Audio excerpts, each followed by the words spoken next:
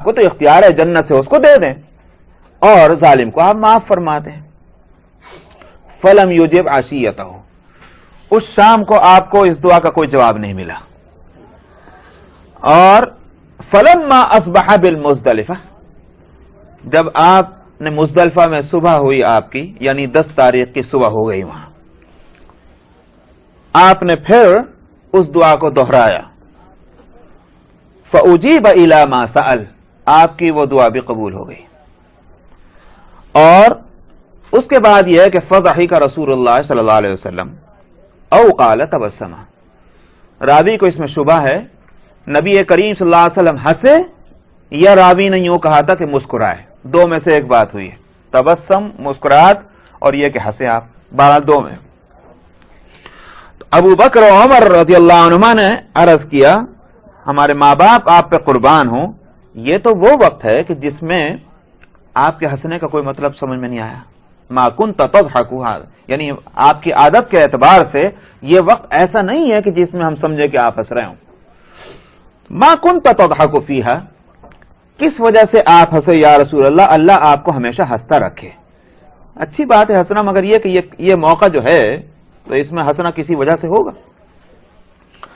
آپ نے فرمایا اللہ کا دشمن ابلیس جب اس نے جان لیا کہ اللہ تعالی نے میری دعا کو قبول فرما لیا اور میری امت کی مغفرت کر دی ہے، تو اس نے مٹی لے کر اپنے سر پہ ڈالنی شروع کر دی اور وہ چیخ پکار کرتا ہوا کہ ہائے کم بختی، ہائے میری تباہی، یہ پکارتا ہوا جا رہا ہے. تو جو میں نے اس کی گھبراہٹ کو دیکھا اس کی وجہ سے مجھے ہنسی آ گئی، یہ آپ نے فرمایا. تو اس سے دو باتیں معلوم ہوئی، تیسری بات نہیں، دو باتیں معلوم ہوئی. ایک تو یہ کہ یہ وقت دعا کی مقبولیت کا ہے، عرفات کا وقوف اور مزدلفہ کا وقوف کا وقت یہ دعاؤں کی مقبولیت کا ہے. اسی لیے عرفات میں تو وہ وقوف کے سارا وقت جو ہے اس میں دعائیں مانگنی چاہیے، لیکن مزدلفہ میں بھی رات تو ہے ہی، خاص طور پر صبح میں وہاں سے کوچ کرنے کے وقت، روانگی کے وقت نبی کریم صلی اللہ علیہ وسلم نے دعا فرمائی، تو اس لیے اس وقت خاص طور پر بھی دعائیں ہونی چاہیے. ایک بات تو یہ نکلی. دوسری بات اس سے کیا نکلی، نبی کریم صلی اللہ علیہ وسلم نے اس امت کو کسی بھی ایسے موقع پر نہیں بھلایا کہ جس موقع پر آپ کو یہ احساس ہو کہ اس وقت دعائیں قبول ہوتی ہیں. اس موقع پر آپ نے امت کو یاد رکھا ہے، رکھا نہیں رکھا. تب اس کا نتیجہ کیا ہونا چاہیے، دو میں سے ایک. اسی لیے میں نے کہا کہ دو باتیں نکلیں گی اس سے، تیسری نہیں، دو میں سے ایک. ایک تو یہ وہ ٹھیک ہے ہو گئی ہماری بخشش، اب جو چاہے سو کر لو، سمجھ میں آیا، خوب گل چھرے اڑائیں. ایک تو یہ، اور دوسرا یہ اگر اللہ کے رسول نے ہمیں ہر موقع پر یاد رکھا تو ہمیں بھی اللہ کے رسول کی ان دعاؤں کی لاج رکھنی چاہیے اور ہمیں بھی آپ کو ہر موقع پر یاد رکھنا چاہیے. اب آپ خود فیصلہ کر لیں دو میں سے کون سا طریقہ اختیار کرنا اچھی بات ہے، یہ خود آپ کے فیصلے کی اور ہمارے فیصلہ کرنے کی بات. بس ہو گئی حدیث پوری حضرت، آ گیا. چلیے باب الدفع من عرفہ و مزدلفہ، عرفات اور مزدلفہ سے روانگی کی تفصیل اس میں آ رہی ہے. پہنچ گیا ورق سب کے پاس؟ الفصل الاول عن هشام بن عروة عن ابي قال سئل اسامة بن زيد كيف كان رسول الله صلى الله عليه وسلم يسير في حجة الوداع حين دفع قال كان يسير العنق فإذا وجد فجوة نص. ہشام ابن عروہ سے اور وہ اپنے والد یعنی عروہ ابن زبیر رضی اللہ عنہ سے روایت کرتے ہیں، انہوں نے کہا کہ اسامہ ابن زید رضی اللہ عنہ سے پوچھا گیا کہ نبی کریم صلی اللہ علیہ وسلم کا چلنا حجۃ الوداع میں کیسا تھا جب آپ تشریف لے جا رہے تھے عرفات سے. ہی نہ دفع، چلنا کیسا تھا، یہ مطلب یہ ٹہلتے ٹہلتے جا رہے تھے، پیدل جا رہے تھے، سوار جا رہے تھے، جلدی جا رہے تھے، دوڑ رہے تھے، کیا کر رہے تھے، یہ تھا سوال. اس سے معلوم ہوتا ہے مسلمانوں کو طلب کیسی تھی نبی کریم صلی اللہ علیہ وسلم کے طریقے کے معلوم کرنے کی. کس طرح جا رہے تھے آپ، یہ بھی معلوم ہونا چاہیے. اسامہ ابن زید سے سوال کیوں ہوا؟ آگے کی روایت بتلائے گی کہ اسامہ ابن زید نبی کریم صلی اللہ علیہ وسلم کے شریک سواری ہیں، اس لیے ان سے پوچھا گیا کون ہے یہ اسامہ ابن زید؟ زید ابن حارثہ کے بیٹے، اور زید ابن حارثہ کون ہیں؟ آپ کے اڈاپٹ کیے ہوئے بیٹے، منہ بولے بیٹے، تو ان کے بیٹے ہیں اسامہ، تو بہت کم عمر ہیں، اس لیے ان کو آپ کے انتقال کے وقت میں مشکل سے ان کی عمر 10 12 13 سال ہوگی، تو اس لیے ان کو بچے ہیں۔ تو ان سے سوال کیا گیا کیسا تھا چلنا نبی کریم صلی اللہ علیہ وسلم کا حجۃ الوداع میں جب آپ تشریف لے جا رہے تھے عرفات سے مزدلفہ کی طرف؟ انہوں نے کہا کان یسیر العنق، العنق کہتے ہیں گردن کو، یہ ایک محاورہ ہے عرب کا، ظاہر ہے کہ ہمارے یہاں نہیں بولا جائے گا۔ آپ نے کبھی اونٹ کو چلتے دیکھا نا؟ چلتے بھی دیکھا، دوڑتے بھی دیکھا ہوگا۔ جب چلتا ہے اونٹ تو اس کی گردن ہلتی ہے، سر، اور جب تیز دوڑتا ہے تو پھر گردن جو ہے سیدھی ہو جاتی ہے، پھر نہیں حرکت ہوتی اس میں۔ یہ ہے یسیر العنق۔ یسیر العنق کا مطلب یہ ہوگا تیز چلنا، کہ آپ اپنی اونٹنی پر تیز جا رہے تھے۔ فَإِذَا وَجَدَ فَجْوَةً نَصَّ، اور جب آپ کو کہیں گنجائش مل جاتی تو آپ اور تیز کر دیتے۔ یہ ہے نصّ ینصّ کے معنی۔ مطلب کیا ہے؟ ٹہلتے نہیں جا رہے تھے بلکہ ایک تیز رفتار تھی، مگر وہ تیز رفتار کیسی، وہ آگے آ کر اور کھلے گی، ایک اور حدیث آئے گی تب وہاں کھلے گی بات۔ تیز چلنا کیوں ہو؟ پہلی بات تو یہ اس لیے کہ سوال یہ کہ جا کیوں رہے ہیں، اس سے ظاہر ہے کہ طریقہ چلنے کا متعین ہونا چاہیے۔ آپ جہاں جا رہے ہیں کیوں جا رہے ہیں؟ سوال یہ کہ اگر وہ وہاں جانا ایسا جانا ہے کہ جو آپ کو پسند نہیں ہے تو آپ اس طرح جائیں گے کہ ایک قدم آگے کو 2 قدم پیچھے کو، چلیں گے نہیں چلیں گے، اسی طرح جانے کو دل نہیں چاہ رہا۔ اور ایک جانا ایسا ہے کہ جو جہاں جانا ہے وہ منزل آپ کو پسند ہے، وہاں پہنچنا آپ کا مقصد ہے، تب آپ جائیں گے، تیز جائیں گے۔ بھائی مینا کیوں جا رہے ہیں؟ تفریح کی جگہ تو نہیں ہے، کسی مصیبت اور آفت کی جگہ تو نہیں ہے، وہاں آپ جا رہے ہیں اس لیے کہ وہاں سے متعلق جو عبادتیں ہیں وہ آپ کو کرنی ہیں۔ کیا ہے وہاں سے متعلق عبادتیں؟ شیطان کی کنکریاں مارنا ہے، یہ کہ قربانی دینی ہے، یہ جو بھی کچھ کرنا ہے۔ جب وہاں کا جانا مقصود ہے تب آپ ٹہلتے کیوں جائیں گے، وقت گزارتے کیوں جائیں گے؟ تو آپ کو اپنے مقصد پر پہنچنے کے واسطے، منزل پر پہنچنے کے لیے مستعدی کے ساتھ جانا ہی چاہیے۔ یہی وجہ ہے اذا نودی للصلاة من یوم الجمعۃ فاسعوا الی ذکر اللہ، جب تمہیں جمعہ کی نماز کے لیے بلایا جائے تو فسعوا کا لفظ ہے، یوں نہیں کہا کہ فسیروا، یوں نہیں کہا کہ فذهبوا، سمجھا کہ فذهبوا کا مطلب چلے جاؤ نماز اس ذکر کے لیے یا نماز جمعہ کے لیے یا خطبہ جمعہ کے لیے چلے جاؤ، یہ نہیں فرمایا، فرمایا فسعوا۔ سعی کے معنی ہے کوشش کرنا، جدوجہد کرنا، محنت کرنا اس کام کے لیے۔ اسی واسطے ٹہلتے ہوئے، آرام سے باتیں کرتے ہوئے، خوش گپیاں کرتے ہوئے جانا جو ہے وہ اس آیت کے خلاف ہوگا۔ اس آیت کے مطابق کیا ہے؟ ایسی دوڑنا نہیں، بلکہ یہ کہ اس طرح جانا جیسے کسی خاص کام کے لیے پوری توجہ کے ساتھ جا رہے ہیں، یہ ہے صحیح۔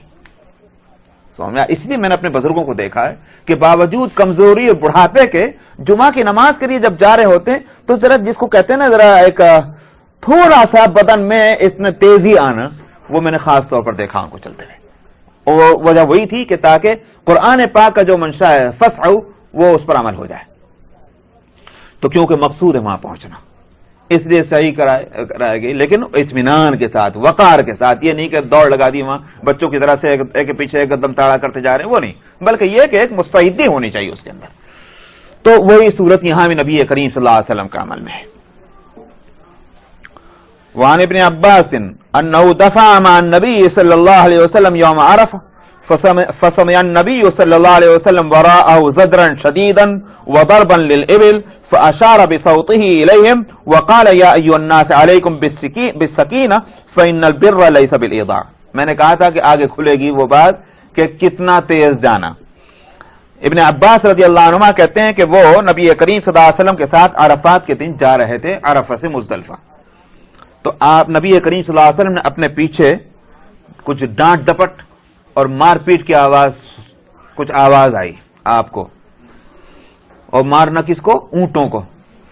اونٹوں کو مار رہے ہیں، اور جیسے وہ چیخ پکار کرتے ہیں نا، چلو چلو چلو ہٹ، یہ اس طرح کی آواز جو ہوتی ہے نا وہ ہے زجر، اور مارنا اونٹوں کو اس کی آواز آپ کو آئی.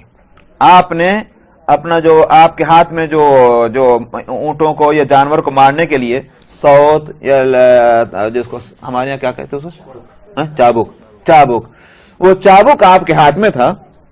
آپ نے اسی سے لوگوں کی طرف اشارہ کیا اور آپ نے فرمایا اے لوگو اطمینان اور سکون کو اختیار کرو.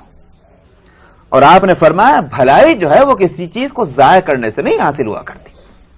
مطلب کیا ہوا کہ تم نے اطمینان اور سکون کو ضائع کر دیا، اب تم اس سے تھوڑی بھلائی ملے گی. اس حدیث کو ملائیے پہلی حدیث کے ساتھ. اس کا مطلب کیا ہوا کہ اتنی تیزی جس سے دوسرے کو تکلیف نہ پہنچے، حتیٰ کہ جانوروں کو بھی تکلیف نہ پہنچے. یہ نہیں کہ مار مار کے ان کا جو حال خراب کر رہے ہیں دوڑے چلے جا رہے ہیں، یہ اسی طرح سے دوسروں کو بھی فکر نہیں کر رہے ہیں، دھکے مکے دیتے چلے جا رہے ہیں. یہ ہے اطمینان اور سکون اور وقار کے ساتھ ذرا تیز رفتار، جتنا آسانی کے ساتھ ہو اس طرح جانا. بس کریں، چلیے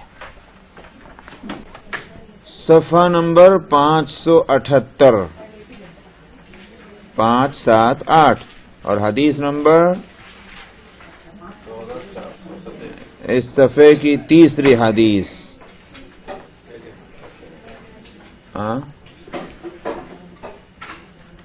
2489. میرے اپنے یادداشت میں تو مجھے تو ایسی یاد آ رہا ہے. بسم اللہ الرحمن الرحیم. وعنه ان اسامة بن زید كان ردف النبي صلی اللہ علیہ وسلم من عرفة الى المزدلفة ثم اردف الفضل من المزدلفة الى منى فكلاهما قال لم يزل النبي صلى الله عليه وسلم يلبي حتى رمى جمرة العقبة. ابن عباس رضی اللہ عنہما سے روایت ہے کہ اسامہ ابن زید رضی اللہ عنہما نبی کریم صلی اللہ علیہ وسلم کے شریک سواری تھے عرفات سے مزدلفہ تک، اور پھر آپ نے اپنے شریک کر لیا فضل کو. فضل کون ہے؟ کچھ جانتے ہیں بھائی اور بہنیں؟ یہ فضل کون ہے؟ کچھ ہے کسی کو معلوم؟ سیرت پڑھنے والے لوگ. فضل ابن عباس، یہ حضرت عباس رضی اللہ عنہ کے چھوٹے صاحبزادے ہیں، نبی کریم صلی اللہ علیہ وسلم کے چچا زاد بھائی. ایک چچا زاد بھائی ہیں، دونوں چھوٹے چھوٹے ہیں، بہت نو عمر، اسامہ بھی اور فضل بھی. آپ نے ان دونوں کو اپنے سواری میں شریک کیا. ثم اردف الفضل من المزدلفہ الى منى، تو مزدلفہ سے منى تک فضل کو آپ نے شریک بنایا. فکلاہما قال، ان دونوں نے یہ بات بتائی کہ نبی کریم صلی اللہ علیہ وسلم برابر تلبیہ پڑھتے رہے یہاں تک کہ جمرہ عقبہ کی رمی آپ نے کر لی. معلوم ہوا کہ حاجی کو حج کا احرام باندھ لینے کے بعد اس کو تلبیہ کہتے رہنا ہے. 8 تاریخ کو مینا میں آئیں گے تلبیہ پڑھتا رہے گا، 9 تاریخ کو عرفات میں رہیں گے تلبیہ پڑھتا رہے گا، اور رات کو پہنچ جائیں گے مزدلفہ تلبیہ جاری رہے گا. مزدلفہ سے مینا پہنچیں گے تلبیہ جاری رہے گا جب تک کہ مینا پہنچ کر کے اور وہ جمرہ عقبہ جس کو ہمارے یہاں بڑا شیطان کہتے ہیں اسے کنکریاں نہ مار لیں. جیسے وہاں پہنچیں گے تو اس کے ساتھ جو ہے کنکریاں مارنے کے ساتھ تلبیہ ختم. وعن ابن عمر قال جمع النبي صلى الله عليه وسلم المغرب والعشاء بجمع كل واحدة منهما بإقامة ولم يسبح بينهما ولا على أثر كل واحدة منهما.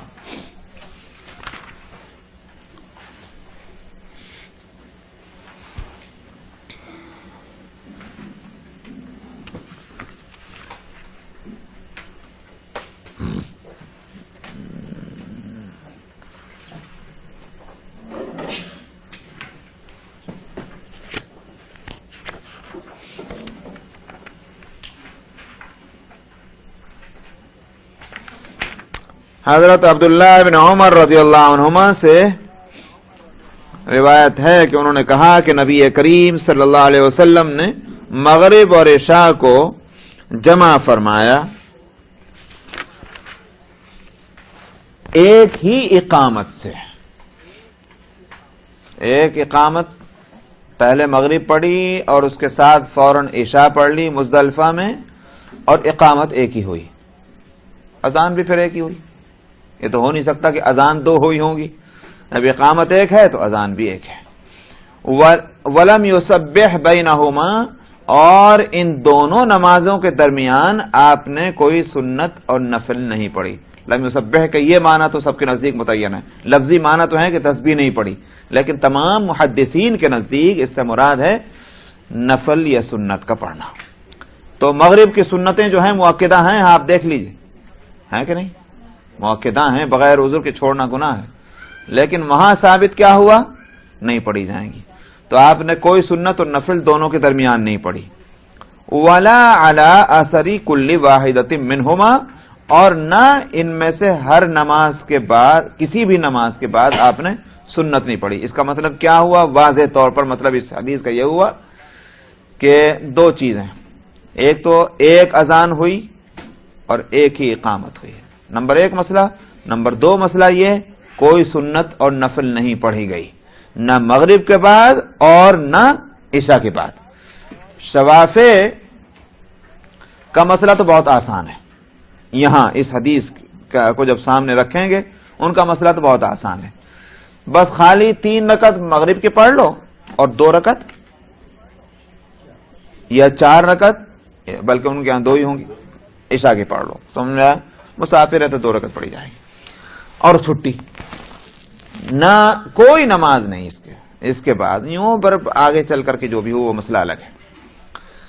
حنفیہ کا معاملہ جو ہے وہ اس میں ایک قید لگائیں گے، اور وہ قید یہ لگائیں گے کہ صرف سنت نہیں پڑھائی جائے گی لیکن واجب تو پڑھی جائے گی.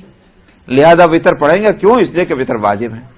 یہ میں نے اس لیے کہا کہ شوافع کے ہاں وتر واجب نہیں ہے، شوافع کے ہاں وتر سنت ہے.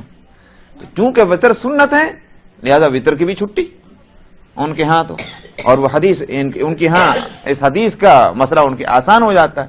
حنفیہ جو ہیں جب ان کے سامنے یہ حدیث آتی ہے تو پھر ان کے لیے یہ کہ بھائی ٹھیک ہے سنت نہ پڑھو، حدیث میں ہے لیکن وتر تو واجب ہے. جب وتر واجب ہے تو وتر پڑھی جائے گی. آئی بات سمجھ میں؟ نمبر 1.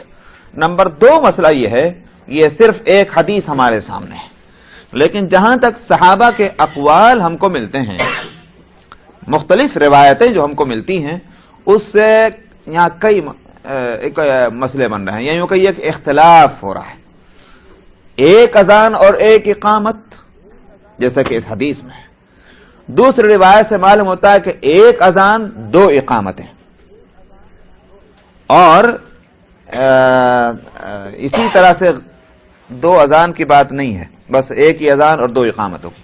مگر یہ اس میں اختلاف نہیں ہے، اس کو میں جمع کر دوں روایتوں کو، اختلاف بھی نہیں ہے. کیوں نہیں ہے اختلاف؟ بھائی ایک اقامت اور 2 اقامتوں میں تو اختلاف ہے. بات یہ ہے کہ جن روایتوں میں یہ آتا ہے کہ فلاں صحابی نے، یہاں مسئلہ نبی کریم صلی اللہ علیہ وسلم کا نہیں ہے جس میں سے اختلاف پیدا ہو رہا ہے، مسئلہ ہو رہا ہے صحابہ کا. صحابہ رضی اللہ عنہم سے جو روایتیں آتی ہیں عمل کی، اس میں ایک اقامت اور 2 اقامتوں کی بات آ رہی. سمجھ میں؟ اس میں جمع کی صورت یہ ہے کہ جن روایتوں میں ایک ہی اقامت کا مسئلہ ہے ان میں تو یہ ہے کہ مغرب اور عشاء دونوں کو بغیر فصل کے پڑھا گیا، فوراً سلام پھیرا مغرب کا اور عشاء کی نماز شروع کر دی. لیکن جن روایتوں میں 2 اقامتوں کا لفظ ہے اس میں یہ ہے، مثلا عبداللہ ابن عمر رضی اللہ عنہما کا عمل ہے، ان کے عمل میں یہ بات آتی ہے کہ انہوں نے مغرب پڑھی، مغرب پڑھنے کے بعد انہوں نے اپنے جو بھی ان کے شاگرد تھے ان کے ساتھ ان سے کہا کہ کھانا لاؤ، اور انہوں نے کھانا کھایا، اور کھانے کے بعد پھر انہوں نے عشاء کی نماز پڑھی. تب اس صورت میں اقامت دوسری کہی گئی. اس سے مسئلہ یہ نکلا کہ اگر مغرب اور عشاء کو بغیر فصل کے پڑھا جائے تب تو یہ ہے کہ ایک ہی اذان اور ایک ہی اقامت دونوں کے لیے ہوگی، اور اگر کسی بھی وجہ سے، یہاں تک کہ اگر گاڑی سے سامان وامان اتارنے کی وجہ سے کیوں نہ ہو، تھوڑا دیر ہو گئی کہیں میں مغرب اور عشاء کے درمیان فصل ہو گیا، تو پھر عشاء کی نماز کے لیے دوسری اقامت کہنی ہوگی. سمجھ میں آیا؟ اچھا، رہ گئی بات یہ کہ مغرب کی سنتوں کا عشاء سے پہلے پڑھنا، اس پر تو سب کو اتفاق ہے کہ نہیں پڑھی جائے گی. لیکن معلم الحجاج ایک کتاب ہے مولانا مفتی سعید احمد صاحب سہارنپوری کی، اور میں اس کا حوالہ پہلے بھی دے چکا ہوں حج کے تعلق سے، کہ وہ مسائل میں بڑی تفصیلی اور بڑی اچھی معتبر کتاب ہے. اس میں انہوں نے لکھا، میں نے اس مسئلے کو تلاش کیا، مجھے کہیں نہیں ملا، لیکن انہوں نے لکھا ہے کہ مغرب اور عشاء کی سنتوں کو عشاء کی نماز کے بعد پڑھ لینا چاہیے. یہ انہوں نے لکھا. میں اس کا مطلب یہ سمجھاؤں کہ ضروری تو نہیں ہے، کیونکہ یہ حدیث میں ہے کہ نہیں پڑھی آپ نے، لیکن آخر ساری رات پڑھی، نفل بھی تو پڑھ سکتے ہیں آپ. اگر نوافل پڑھ سکتے ہیں تھوڑی دیر کے بعد یا ساری رات یا سو کر اٹھنے کے بعد، تو اگر عشاء کے بعد کوئی آدمی ان سنتوں کو دوہرا لے جو مغرب کے بعد پڑھی گئیں، یا عشاء کے بعد والی سنتوں کو پڑھ لے، تو کیا حرج ہے؟ انہوں نے اس پر قیاس کیا اور وہ مسئلہ یہ لکھا کہ پڑھ لینا چاہیے. تو اس لیے میں واضح کر دوں، پڑھ لیں تو بہت اچھا ہے، نہیں پڑھے تو کوئی دیکھنے والا اس کو ان کو برا نہ کہے کہ تم نے کیوں نہیں پڑھی، سنتیں چھوڑ دی، اس لیے کہ یہ حدیث موجود ہے. بات وہی جس کو میں پہلے بھی ہمیں مختلف اوقات میں کہتا رہا ہوں، عبادت کہتے اس کو ہیں کہ جس کا کرنا نبی کریم صلی اللہ علیہ وسلم سے ثابت ہو، جس کو شریعت یعنی کتاب اللہ اور سنت رسول اللہ یہ کہہ دے کہ یہ کام اس طرح کرو، اس طرح کرنا وہ عبادت ہے، ہماری رائے سے نہیں. اگر کوئی چیز آپ سے ثابت نہیں ہے تو ہماری رائے چاہے کچھ بھی ہو اور اس کے لیے کتنی بھی عقلی دلیلیں ہوں اس کے معقول ہونے کی، وہ کبھی عبادت نہیں بن سکتی. اس اصول کو یاد رکھ لیجیے. سمجھ میں آیا؟ اس لیے کہ بعض لوگ یہ بحث کرتے ہیں ارے ہو جائے تو کیا حرج ہے. میں کہتا ہوں کہ تم کیسے کہہ رہے ہو کہ حرج نہیں؟ اگر حرج نہیں تو اللہ کے رسول اور صحابہ نے وہ کام کیوں نہیں کیا؟ دین کی مصلحتوں کو کیا ہم اللہ کے رسول سے زیادہ بہتر جاننے والے ہیں؟ سمجھ میں آیا نہیں؟ یہ میں اس لیے کہہ رہا ہوں کہ آج بھی جو جتنی بدعتیں پیدا ہوئی ہیں وہ اس کا حاصل وہی ہے. اور آج بھی ہم بہت سے لوگ اس ملک میں آ کر بہت سے وہ کام اس انداز میں کر رہے ہیں. کیا حرج اگر کر لیں گے؟ اچھائی تو ہے، کوئی برائی تو نہیں. بھائی اچھائی اور برائی کا فیصلہ اللہ اور اس کے رسول کر سکتے ہیں، میں اور آپ نہیں کر سکتے. سمجھ میں آیا؟ دین کو مکمل کر دیا اللہ کے رسول صلی اللہ علیہ وسلم نے، اور یا تو یہ کہ ہم تک وہ بات براہ راست اللہ کے رسول کے قول اور فعل سے پہنچی ہو، یا یہ کہ صحابہ کے عمل اور فعل سے پہنچی ہو. صحابہ کا جب عمل کوئی ہمارے سامنے ہو اور نبی کریم صلی اللہ علیہ وسلم کے قول اور فعل نہ ہو تو ہم یہی سمجھتے ہیں کہ یہ صحابہ نے نبی کریم صلی اللہ علیہ وسلم سے دیکھا ہوگا یا سنا ہوگا، جو بھی ہے وہ بھی ہمارے نزدیک معیار ہیں اور اسٹینڈرڈ ہیں حق کے واسطے، اور اس کے بعد نہیں. اس لیے یہ ہے کہ عبادت وہ جبھی بنے گی کوئی بھی عمل جب نبی کریم صلی اللہ علیہ وسلم سے اور صحابہ سے ثابت ہو. وعن عبد الله بن مسعود قال ما رأيت رسول الله صلى الله عليه وسلم صلى صلاة إلا لميقاتها إلا صلاتين صلاة المغرب والعشاء بجمع وصلى الفجر يومئذ قبل ميقاتها. عبداللہ بن مسعود رضی اللہ عنہ سے روایت ہے، انہوں نے کہا کہ میں نے نہیں دیکھا نبی کریم صلی اللہ علیہ وسلم کو کہ آپ نے کوئی نماز پڑھی ہو مگر اپنے وقت پر. یعنی مطلب کیا ہے؟ کبھی ایسا نہیں ہوا وقت کے علاوہ دوسرے وقت میں آپ نے نماز پڑھ لی ہو. جیسے یعنی یہ دلیل ہے، یہ وہ دلیل ہے کہ جو حنفیہ جو یوں کہیے کہ ان کے پاس بڑی مضبوط ہے کہ جیسے لوگ سفر کے اندر جمع کر لیتے ہیں، شوافے کا مسلک ہے تو سفر میں نمازوں کو جمع کر لیا جائے، ظہر اور عصر کو، اور اسی طرح سے مغرب اور عشاء کو. تو یہ ان میں ہے. جبکہ ایک اور بھی چیز ہے، ظہر کو مؤخر کرنا چاہیے. لوگ گڑبڑ کرتے ہیں، یہ بھی میں بتلا دوں. شوافے کے مسلک میں ظہر کو مؤخر کرنا چاہیے اور عصر کو اس سے ملا دینا چاہیے. مؤخر کا مطلب سمجھ رہے نہیں؟ کیا مطلب؟ آخر وقت میں مؤخر کرنا چاہیے اور عصر کو ملا کر پڑھنا چاہیے. یہ بھی ان کا، مگر لوگ گڑبڑ کرتے ہیں. اور مغرب کو ساتھ عشاء کو ملانا چاہیے. کیا مطلب ہے؟ مغرب کو اپنے وقت میں پڑھا جائے اور عشاء کو اس کے ساتھ ملایا جائے. یہ ہے شوافے کا مسئلہ. مگر خیر مغرب میں تو لوگ ٹھیک کرتے ہیں، ظہر میں گڑبڑ کر دیتے ہیں کہ ظہر کے وقت میں جو ہے اول وقت میں ظہر پڑھ کر کے اور عصر کو وہاں لے آتے ہیں. یہ صحیح مسلک کے خلاف ہے. یہ بات شوافے کے بھی مسلک کے خلاف. جہاں تک حنفیہ کا معاملہ ہے وہ جو کہتے ہیں کہ نہیں ہر نماز اپنے وقت پہ پڑھی جائے گی، یہ ہے دلیل عبداللہ بن مسعود کی. اور عبداللہ بن مسعود رضی اللہ عنہ کے بارے میں یہ میں شاید کبھی میں بتلا چکا ہوں کہ یوں تو صحابی ہوتا ہے، ہر ایک ستارہ ہے، سمجھ میں آیا، ہر ایک سے روشنی ملتی ہے، لیکن ستاروں میں بھی تو فرق ہوتا ہے آپس میں، سمجھ میں آیا. اور وہ ظاہر ہے کہ آپ دیکھتے ہیں بعض ستارے زیادہ چمکدار ہیں.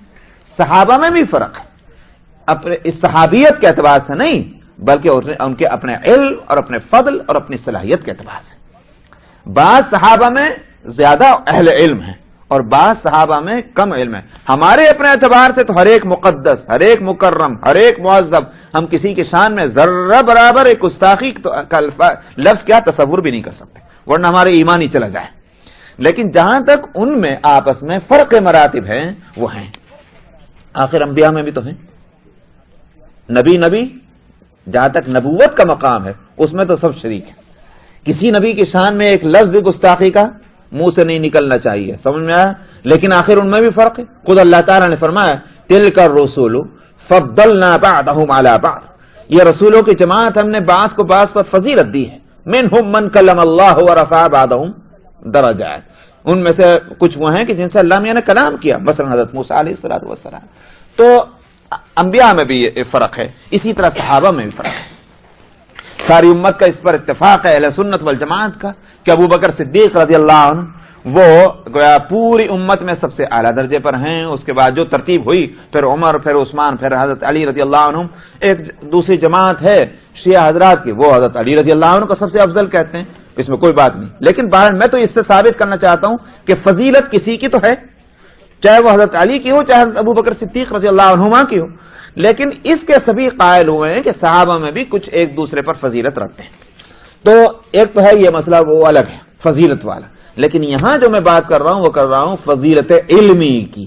جہاں تک علم کے معاملے کے اندر وہ عبداللہ ابن مسعود رضی اللہ عنہ کے بارے میں خود فقہا کا یہ کہنا عبداللہ تو عبداللہ ہے. کیا مطلب ہوا؟ جب کسی فن میں کوئی بات کہی جائے کہنے لیں بھائی وہ تو وہی ہے، مطلب کیا اس کے مقابلے کا کوئی نہیں. تو یہ عبداللہ بن مسعود وہ ہیں. جب اور صحابہ کی روایتیں اور عبداللہ بن مسعود کی روایت ان کے مقابلے میں کچھ اور ہو تو پھر اس کا درجہ کچھ اور ہی ہوتا ہے. اس لیے حنفیہ کے یہاں جو یہ ہے کہ سفر میں جمع نہیں ہوگا، یہی ہے وہ روایت ان کے نزدیک کہ میں نے نبی کریم صلی اللہ علیہ وسلم کو کہیں بھی نماز کو اپنے وقت کے علاوہ پڑھتے نہیں دیکھا مگر دو نمازیں، ایک مغرب کی نماز اور ایک عشاء کی نماز، جس کو آپ نے جمع فرمایا، یعنی کہاں؟ مزدلفہ میں. یہ تھی وہ دو نمازیں. وصلی الفجر یومئذ قبل میقاتها، اور فجر کی نماز کو اس دن آپ نے اپنے وقت سے پہلے پڑھی. اس سے مطلب یہ نہیں کہ فجر ہونے سے پہلے پڑھ لی، اس کا مطلب نہیں ہے، بلکہ یہ کہ چونکہ جو وقت مستحب عبداللہ بن مسعود کے نزدیک کیا ہے؟ وقت افضل.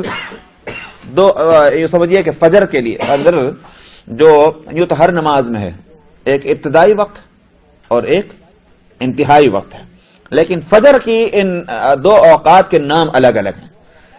پہلا وقت جو ہے جہاں جب فجر کے فوراً بعد جیسی فجر شروع ہوتی ہے اس کا نام ہے غلس. غین اور لام اور سین. آپ میں اس لیے بتا رہا ہوں کہ آپ کہیں بات ہو سکتا ہے کہ فقہ کی یا مسائل کی کتابوں میں آپ یہ لفظ پڑھیں غلس میں. تو غلس کہتے ہیں ابتدائے فجر کو، غین اور لام سین.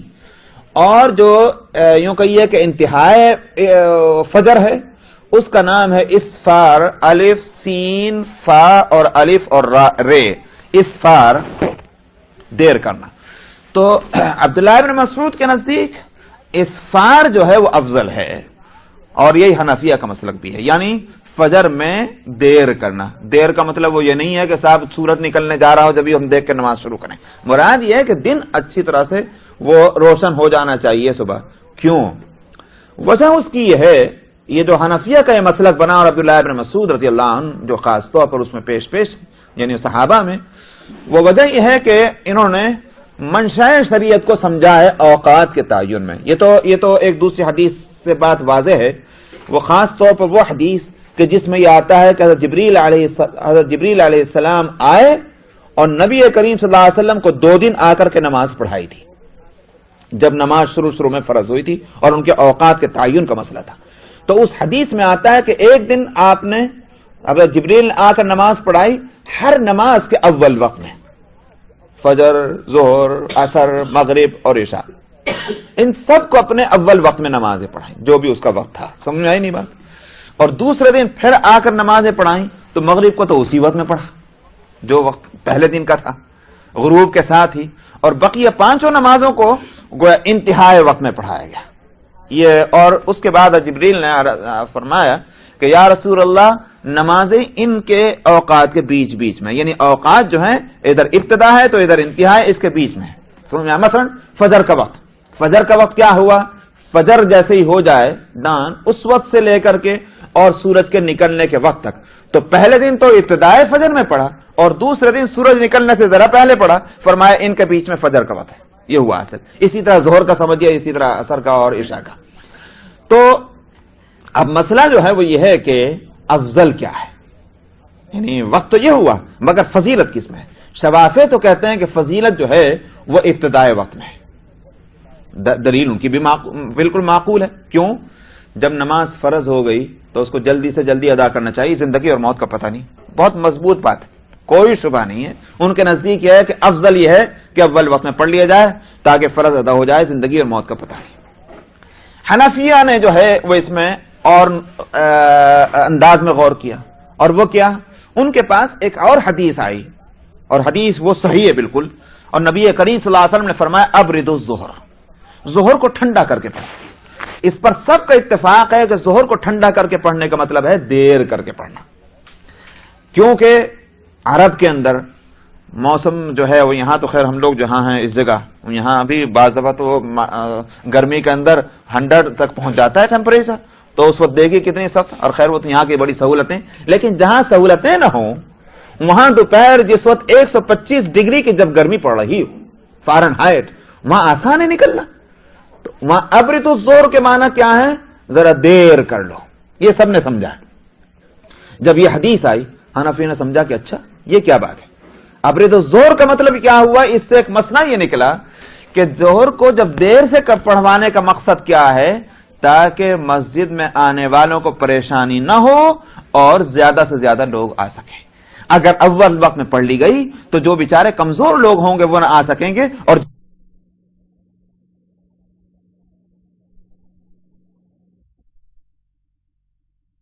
محنت مزدوری کرنے والے ان کی آنکھ نہیں کھلے گی جلدی، تو وہ بیچارے جماعت سے محروم رہ جائیں. لہذا کیا ہوا؟ جب وقت باقی ہے اور مکروہ نہیں ہوتا تو پھر کیوں نہ دیر کر کے پڑھا جائے تاکہ شریعت کا منشا پورا ہو جائے اور وہ جماعت کا پڑھا ہونا. سمجھ آئے؟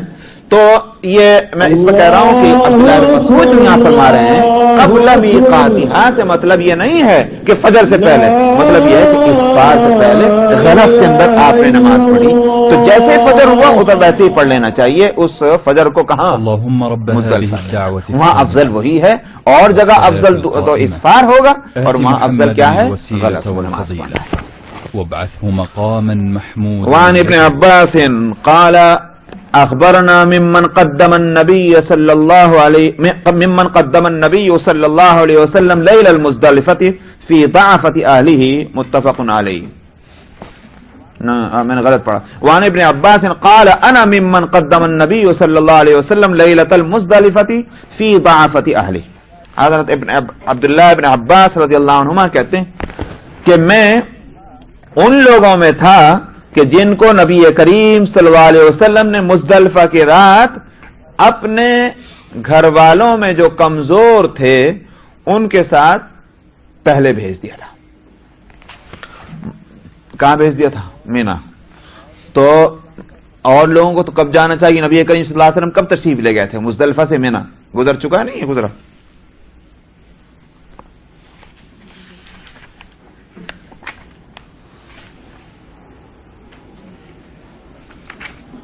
اگر نہیں گزرا میرے خیال سے تو گزر چکی، کہیں حدیث مجھے یاد پڑ رہا ہے گزر گئی.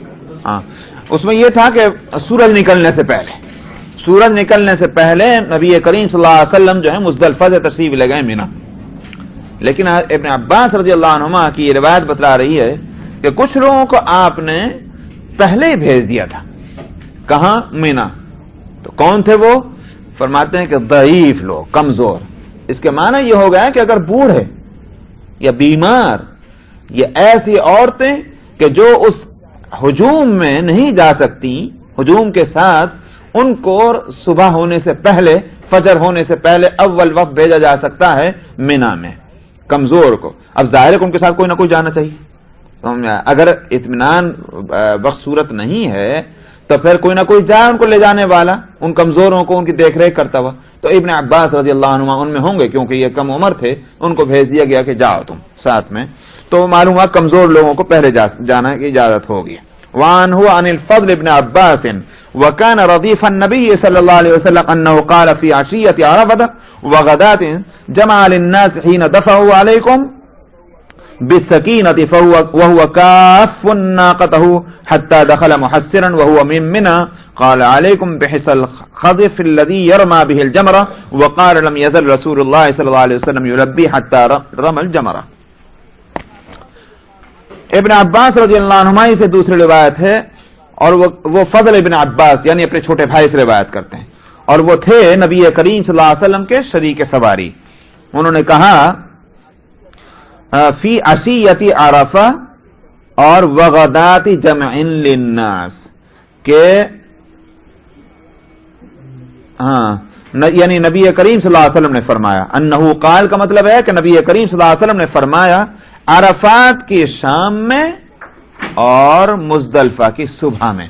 جمع کا لفظ جو ہے حج کے مسائل میں لفظ جمع جو آتی ہے اس سے مراد ہوتی مزدلفہ جگہ کا نام. وہ مزدلفہ کی صبح میں لوگوں سے آپ نے فرمایا جب لوگ جا رہے تھے، کیا فرمایا؟ علیکم بالسکینہ، یعنی اطمینان کو لازم پکڑ لو. اطمینان کو لازم پکڑنے کے معنی یہ ہیں بھاگ دوڑ شور ہنگامہ کھیلتے کودتے نہ جاؤ، بلکہ وقار اور اطمینان کے ساتھ تمہارا سفر ہونا چاہیے. وَهُوَ كَافٌ نَاقَتَهُ، اور یہاں تک کہ آپ بھی اپنی اونٹنی کے لگام کو تھامے ہوئے تھے، روکے ہوئے تھے، کہیں ایسا نہ ہو کہ اونٹنی جو ہے وہ تیز دوڑنے لگے. مطلب یہ ہے کہ اس کو بھی آپ بڑے اطمینان کے ساتھ لے کے چل رہے تھے. حتی دخل محسرا، یہاں تک کہ وادی محسر میں آپ داخل ہوئے، اور وَهُوَ مِن مِنَى، وہ وادی محسر جو ہے وہ مینا کا ایک حصہ ہے اس روایت میں. اگرچہ دوسری روایتوں کی بنیاد پر یہ بات ملتی ہے کہ وہ مزدلفہ کا حصہ ہے، اور بعض کہتے ہیں وہ مینا کا حصہ ہے. اس سے فرق یہ پڑتا ہے کہ اس روایت میں آ رہی بات، پہلے اس کو میں آگے ترجمہ کر دوں. قال علیکم بحس الخضف الذی یرمی بہ الجمرہ، آپ نے فرمایا کہ تم لوگ وہ کنکریاں چن لو کہ جس سے جمرہ کو مارا جائے گا. جمرہ کون سی؟ یعنی وہ جو شیطان کو مارا جائے گا. تو اب مسئلہ یہ آتا ہے کہ کنکریوں کو کہاں سے چنا جائے. یہ تو سب کے نزدیک ہے کہ مینا سے وہ مزدلفہ سے چنا جائے گا، مینا سے نہیں، مزدلفہ سے لینا. اب یہ مسئلہ ہے کہ محسر سے جو ہے وہ وہاں سے لے سکتے ہیں کہ نہیں. اس روایت کے ظاہر الفاظ یہ بتلا رہے ہیں کہ وادی محسر جو ہے وہ مینا کا حصہ ہے، مینا، اور پھر بھی آپ نے فرمایا کہ کنکریاں چن لو. حالانکہ کنکریاں جو ہے وہ مزدلفہ سے لینی چاہیے. اس لیے بعض لوگوں نے یہ سمجھا ہے، اور یہ شاید دوسری روایت بھی ہے جو کہ وہ کیا نام ہے وادی محسر جو ہے وہ مزدلفہ کا حصہ، مینا کا نہیں. کچھ روایتیں اس سلسلے میں مختلف آ رہی ہیں. بہرحال اگر احتیاط یہ ہے کہ مزدلفہ سے کنکریوں کو لے لینا چاہیے، اور اگر نہ لے سکے کوئی شخص، راستے میں اس کو یاد آیا تو وادی محسر سے پہلے یا وادی محسر تک وہ لے لے. مینا میں جا کر کے بالکل ہی چھوٹ گئی، بھول گیا تو یہ بھی نہیں کہ ناجائز ہے وہ کہ رمی چھوڑ دے، کیونکہ بھائی کنکریاں نہیں تو لہٰذا رمی نہیں کریں گے. لیکن بہتر یہ ہے کہ مزدلفہ سے لے لینا چاہیے مینا پہنچنے سے پہلے. وقال لم يزل رسول اللہ صلی اللہ علیہ وسلم یلبی، اور وہ راوی کہتے ہیں کہ نبی کریم صلی اللہ علیہ وسلم برابر تلبیہ پڑھتے رہے یہاں تک کہ اپنے جمرہ کی رمی فرما دی، جیسے کہ روایت پہلے بھی گزر گئی. وعن جابر قال افاض النبي صلى الله عليه وسلم من جمع وعليه سكينة وامرهم بالسكينة واودع في وادي محسر وامرهم ان يرموا بمثل حصى الخزف وقال لعلي لا اراكم بعد عامي هذا لم اجد هذا الحديث في الصحيحين الا في جامع الترمذي. جابر رضی اللہ عنہ سے روایت ہے، انہوں نے کہا کہ نبی کریم صلی اللہ علیہ وسلم مزدلفہ سے آپ نے سفر فرمایا، آپ نے کوچ فرمایا، تشریف لے گئے، اور اس حالت میں کہ آپ پر بڑا سکون اور اطمینان اور وقار تھا، یعنی بڑے آرام اطمینان سے آپ تشریف لے جا رہے تھے. اور آپ کا حکم بھی اسی اطمینان اور سکون کا تھا لوگوں کے لیے. وَأَوْضَعَ فِي وَادِيَ مُحَسَّرٍ، لیکن وادی محسر میں آپ ذرا تیز چلیں. یہ وادی محسر کے بارے میں دوسری روایت میں بھی تیز چلنے کا حکم آتا ہے، جس سے علماء نے سمجھا ہے کہ ایسا لگتا ہے کہ یہ وادی وہ ہے کہ کسی وقت یہاں کسی قوم پر کوئی عذاب آیا ہوگا، اس لیے کہ نبی کریم صلی اللہ علیہ وسلم کا معمول اور جگہ بھی یہ ملتا ہے کہ جہاں آپ کا گزر کسی ایسی جگہ سے ہو رہا ہو کہ جہاں کبھی کسی قوم پر عذاب آیا تو آپ نے فرمایا یہاں تیزی سے گزر جاؤ. تو یہاں وادی محسر میں روایت میں نبی کریم صلی اللہ علیہ وسلم کا کوئی ارشاد تو نہیں ملتا کہ آپ نے کیوں تیز چلنے کو اختیار فرمایا اور حکم دیا، لیکن تیز چلنا ضرور ہے وادی محسر سے. اور آپ نے حکم دیا کہ لوگ جو ہیں وہ کنکریاں چن لیں.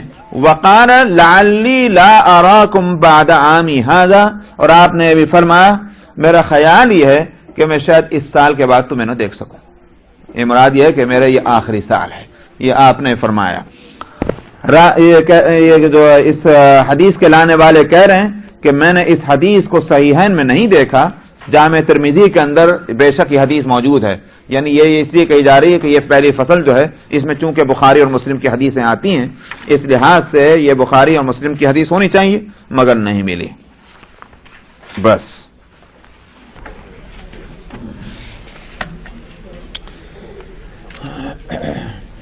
صفحہ نمبر 579 579 دوسری فصل حدیث نمبر 2495 2495.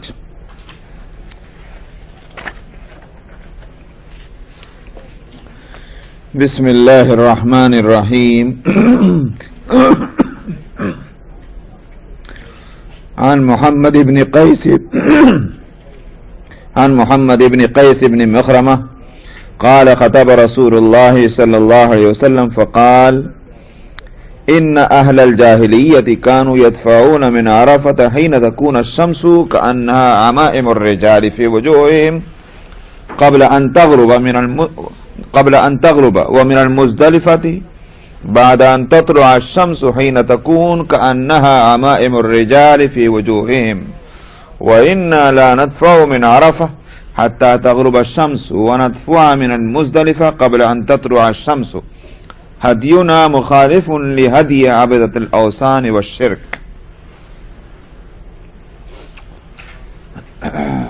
رواه البيهقي وقال خطبنا وساقه نحوه. محمد ابن قیس ابن مخرمہ سے روایت ہے کہ رسول اللہ صلی اللہ علیہ وسلم نے خطبہ دیا اور پھر آپ نے فرمایا کہ اہل جاہلیہ یعنی آپ کے دنیا تشریف لانے سے پہلے اہل عرب عرفات سے چلا کرتے تھے حین تکون الشمس، جبکہ سورج کیسا ہوتا تھا؟ جیسے لوگوں کے سروں پر پگڑیاں ہوں. یہ ایک مثال ہے سمجھانے کے لیے. یعنی کیا مطلب یہ ہے کہ سورج اتنا نیچے آ جائے، ابھی سیٹ ڈاؤن نہیں ہوا مگر وہ اتنا نیچے آ جائے کہ لوگوں کے سر کے پیچھے وہ کھڑے ہوں لوگ تو ان کے پیچھے سورج نظر آئے جیسے پگڑی بندھی ہوئی ہو. تو اس سے ایک اندازہ ہو سکتا ہے کہ سورج کہاں پہنچ چکا. تو مطلب کیا ہوا؟ سورج غروب ہونے سے پہلے، مغرب سے پہلے ہی اہل عرب جو ہیں وہ وہاں سے نکل پڑتے تھے. کہاں سے؟ عرفات سے. آپ نے فرمایا. اور وَمِنَ قبل ان تغرب، غروب ہونے سے پہلے. وَمِنَ الْمُزْدَلِفَةِ بَعْدَ أَن تَطْلُعَ الشَّمْسُ حِينَ تَكُونُ كَأَنَّهَا عَمَائِمُ الرِّجَالِ. اور فرمایا کہ مزدلفہ سے جب چلا کرتے تھے کہ جب کہ سورج طلوع ہو کر کے اور لوگوں کے پگڑیوں کے جیسے کے برابر ہو جائے. اور آپ نے فرمایا کہ وَإِنَّا لَا نَدْفَعُ مِنْ عَرَفَةَ حَتَّى تَغْرُبَ الشَّمْسُ، اور ہم جو ہیں مسلمانوں کا طریقہ کیا آپ نے فرمایا کہ ہمارا طریقہ یہ ہے کہ ہم عرفات سے سورج کے غروب ہونے سے پہلے نہیں جاتے. جب سورج غروب ہو جاتا ہے جب ہم عرفات سے نکلتے ہیں. تو مشرکین یا جاہلیت کے طریقے میں اور اسلام کے طریقے میں یہ فرق ہوا عرفات سے روانگی میں. اسی طرح سے مزدلفہ سے کب نکلتے ہیں؟ فرمایا کہ ہم مزدلفہ سے نکلتے ہیں سورج کے طلوع ہونے سے پہلے. تو عرفات سے نکلنے اور مزدلفہ سے نکلنے دونوں کے ٹائم میں مسلمانوں میں اور مشرکین میں فرق رہا ہے. اس لیے یہ نہیں کہا جا سکتا کہ احکام حج میں اسلام نے پیروی کی ہے مشرکین کے طریقے کی. جو طریقہ صحیح تھا اس کو لے لیا، جو غلط تھا اس کو چھوڑ دیا.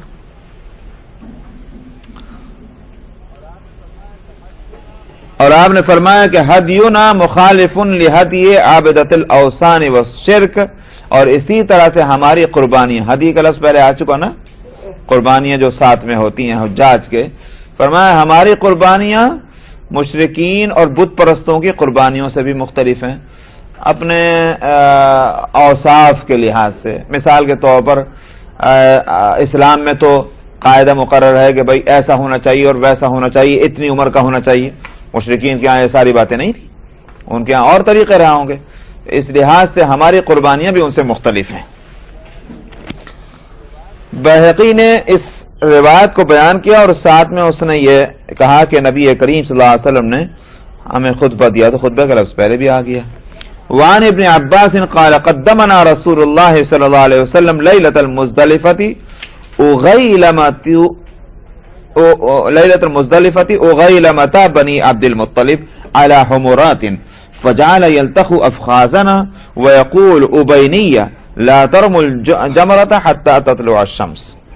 حضرت عبداللہ بن عباس رضی اللہ عنہما سے روایت ہے، انہوں نے کہا کہ ہمیں رسول اللہ صلی اللہ علیہ وسلم نے مزدلفہ کی رات میں بنو عبد المطلب کے لڑکوں کے ساتھ گدھوں پہ بٹھا کے ہم کو بھیج دیا پہلے ہی رات میں.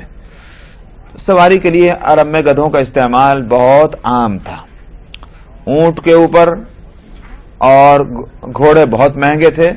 گھوڑوں پر تو اتفاق سے جہاد وغیرہ میں استعمال ہوتا تھا، ورنہ عام طور پر سفر کے لیے جو استعمال ہوتے یا اونٹ یا گویا گدھے، اونچے اونچے ہوتے تھے، بڑے آرام سے اس پہ سفر ہوتا. تو خاص طور پر بچوں کے لیے بہت آسانی ہوتی ہے، اب اونٹ پہ بٹھائیے چڑھیے، یہ وہ سارا مسئلہ. تو ہمیں جو ہے وہ آپ نے گدھوں پر بٹھا کر اور رات میں ہی اغیلمہ یا غلام کی یوں سمجھیے کہ عربی میں اس کو کہتے ہیں تصغیر. اردو میں اس کے لیے کوئی لفظ نہیں ہے، اگرچہ وہ طریقہ ضرور اردو میں بھی رواج ہے اس کا. مثلا آپ پتہ نہیں ہر جگہ یہ لفظ استعمال ہوتا ہے کہ نہیں ہوتا. بیٹی کو بٹیا ہوتا ہے، کیوں کہتے ہیں؟ لاڈ اور پیار سے. بعض دفعہ کسی چیز کو کہ سائز کے چھوٹا ہونے کی وجہ سے بھی اس کو اس کے لفظ کو بدلتے ہیں، اسی لیے اس کو تصغیر کہتے ہیں. صغر سے، صغر کے معنی چھوٹا کرنا، یعنی اس لفظ کو چھوٹا کر کے بترانا. جیسے لوٹے کو لٹیا، تو لوٹا بڑا اور لٹیا چھوٹی. اس لٹیا کیا ہوگی؟ یہ تصغیر ہوگی لوٹے کی. بات سمجھ میں آئی نہیں؟ تو بعض دفعہ تو سائز کے چھوٹا ہونے کی وجہ سے اس لفظ کو خاص ڈیزائن پر چینج کرتے ہیں، اور بعض دفعہ پیار اور محبت میں. عربی میں بھی یہی طریقہ تھا، تو تصغیر کہتے ہیں اس کو. ابنی کا بنیا، یہ تصغیر ہے پیار میں، اے میرے پیارے بیٹے، یہ ترجمہ ہوگا اس کا. اسی طرح سے غلام لڑکا، اس کی تصغیر ہو جائے گی اغیلم، اغیلما، اور اس کی جمع اغیلما. اغیلم جو ہے تصغیر اور اغیلما اس کی جمع یعنی پلورا. تو فرمایا کہ بنو عبد المطلب کے لڑکوں کے ساتھ ہمیں آپ نے رات میں بھیج دیا. تو عبداللہ بن عباس بہت چھوٹے ہیں، کم عمر ہیں اس وقت بھی، اس لیے. اور فجعل یلتخ افخاذنا، پیار محبت میں جہاں اس طرح پکارا کرتے ہیں وہاں ہوتا ہے ذرا ٹانگوں کے اوپر کوئی مارتے ہوئے چلو بھاگو، ہوتا نہیں ہو اس طرح سے. تو کہتے ہیں عبداللہ بن عباس، اور نبی کریم صلی اللہ علیہ وسلم نے ہماری رانوں پہ مارا یوں کر کے، اور فرمایا کہ بیٹو پتھر پر کنکری مت مارنا یہاں تک کہ سورج نکل جائے. آپ نے وقت متعین کر دیا. اس کا مطلب یہ ہوا کہ سورج نکلنے سے پہلے رمی نہیں ہونی چاہیے 10 تاریخ کو. یہ وقت اصل ہے. اگرچہ ایک حدیث آگے آ رہی وہ وہاں اس سے مختلف ہے، مگر وہ ظاہر ہے کہ وہ مجبوری کی بات ہے. وعن عائشة قالت ارسل النبي صلى الله عليه وسلم بأم سلمة ليلة النحر فرمت الجمر قبل الفجر ثم مضت فأفاضت وكان ذلك اليوم الذي يكون رسول الله صلى الله عليه وسلم عندها.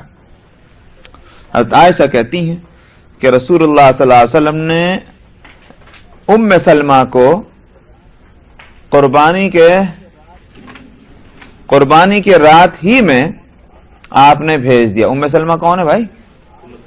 ام المومنین.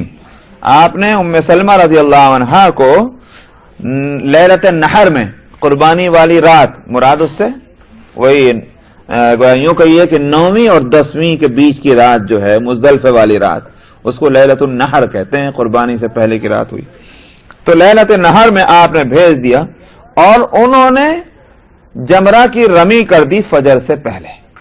میں بتا چکا ہوں کہ وہ حدیث آگے آ رہی ہے. تو ایک تو یہ کہ جس مجبوری کے تحت ان کو رات ہی میں بھیج دیا گیا، اسی مجبوری کے تحت جو ہے وہاں ان کی رمی بھی وقت سے پہلے کرا دی گئی.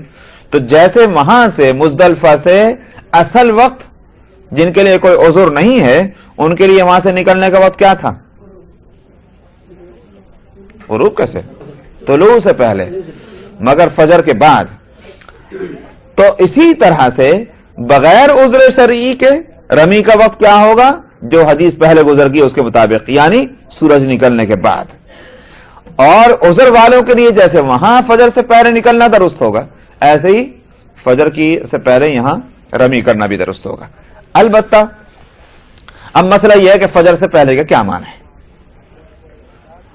وہ جو روایت گزری تھی کہ جس میں یہ تھا کہ آپ نے فجر سے پہلے بھیج دیا مزدلفہ سے، وہاں میں نے بتایا تھا شوافے تو اس کے سیدھے معنی لیتے ہیں کہ ابھی صبح ہونے سے پہلے ہی آدھی رات میں کسی رات کے کسی حصے میں بھیج دیا. اور وہاں حجاز میں جو معلمین وغیرہ وغیرہ جو بھی ہیں وہ خاص طور پر یہ ہنگامہ کرتے بھی. حنفیہ کہتے ہیں کہ قبل الفجر سے مراد ہے قبل صلاۃ الفجر. قبل الفجر سے مطلب قبل وقت الفجر نہیں ہے، قبل صلاۃ الفجر ہے، یہ حنفیہ کہتے ہیں. تب اس صورت میں یہاں بھی وہی معنی ہوں گے کہ فجر کی نماز پڑھنے سے پہلے، یعنی فجر کا جو مروج وقت ہے. کیا مروج وقت ہے؟ یوں تھوڑی کہ جیسے فجر ہوئے فوراً شروع کر دو نماز. فجر کا جو مروج وقت ہے یہ نماز پڑھنے کا، اس سے پہلے ہی انہوں نے رمی کر لی. یہ حنفیہ کے نزدیک اس حدیث کا یہ معنی ہے. ثم مضت، اور پھر وہ وہاں سے بھی چل پڑی. کہاں سے؟ کنکریاں مار کے مینا سے بھی. فافاضت، اور انہوں نے طواف افاضہ کر لیا. کون سا ہوتا ہے یہ طواف افاضہ؟ کون سا ہوتا ہے طواف؟ اس کا دوسرا نام ہے طواف زیارہ. اور یہ طواف جو ہے یہ فرض ہے. دو ہی تو فرض ہیں، رکن ہیں. یہ رکن کا یہ حج کے 2 رکن ہیں، یعنی پلر. ایک عرفہ میں ٹھہرنا اور دوسرا یہ طواف افاضہ. تو کہتے ہیں کہ وہاں سے چلی اور طواف انہوں نے کر لیا. اور یہ وہ دن تھا کہ جس دن نبی کریم صلی اللہ علیہ وسلم ان کے پاس تھے. یعنی یہ جو آپ کی باری ہوتی تھی نا، ایک دن ایک بیوی کے پاس اور ایک دن دوسرے زوجہ کے پاس، یہ ان کی باری کی رات تھی. وعن ابن عباس قال يلبي المقيم او المعتمر حتى يستلم الحجر.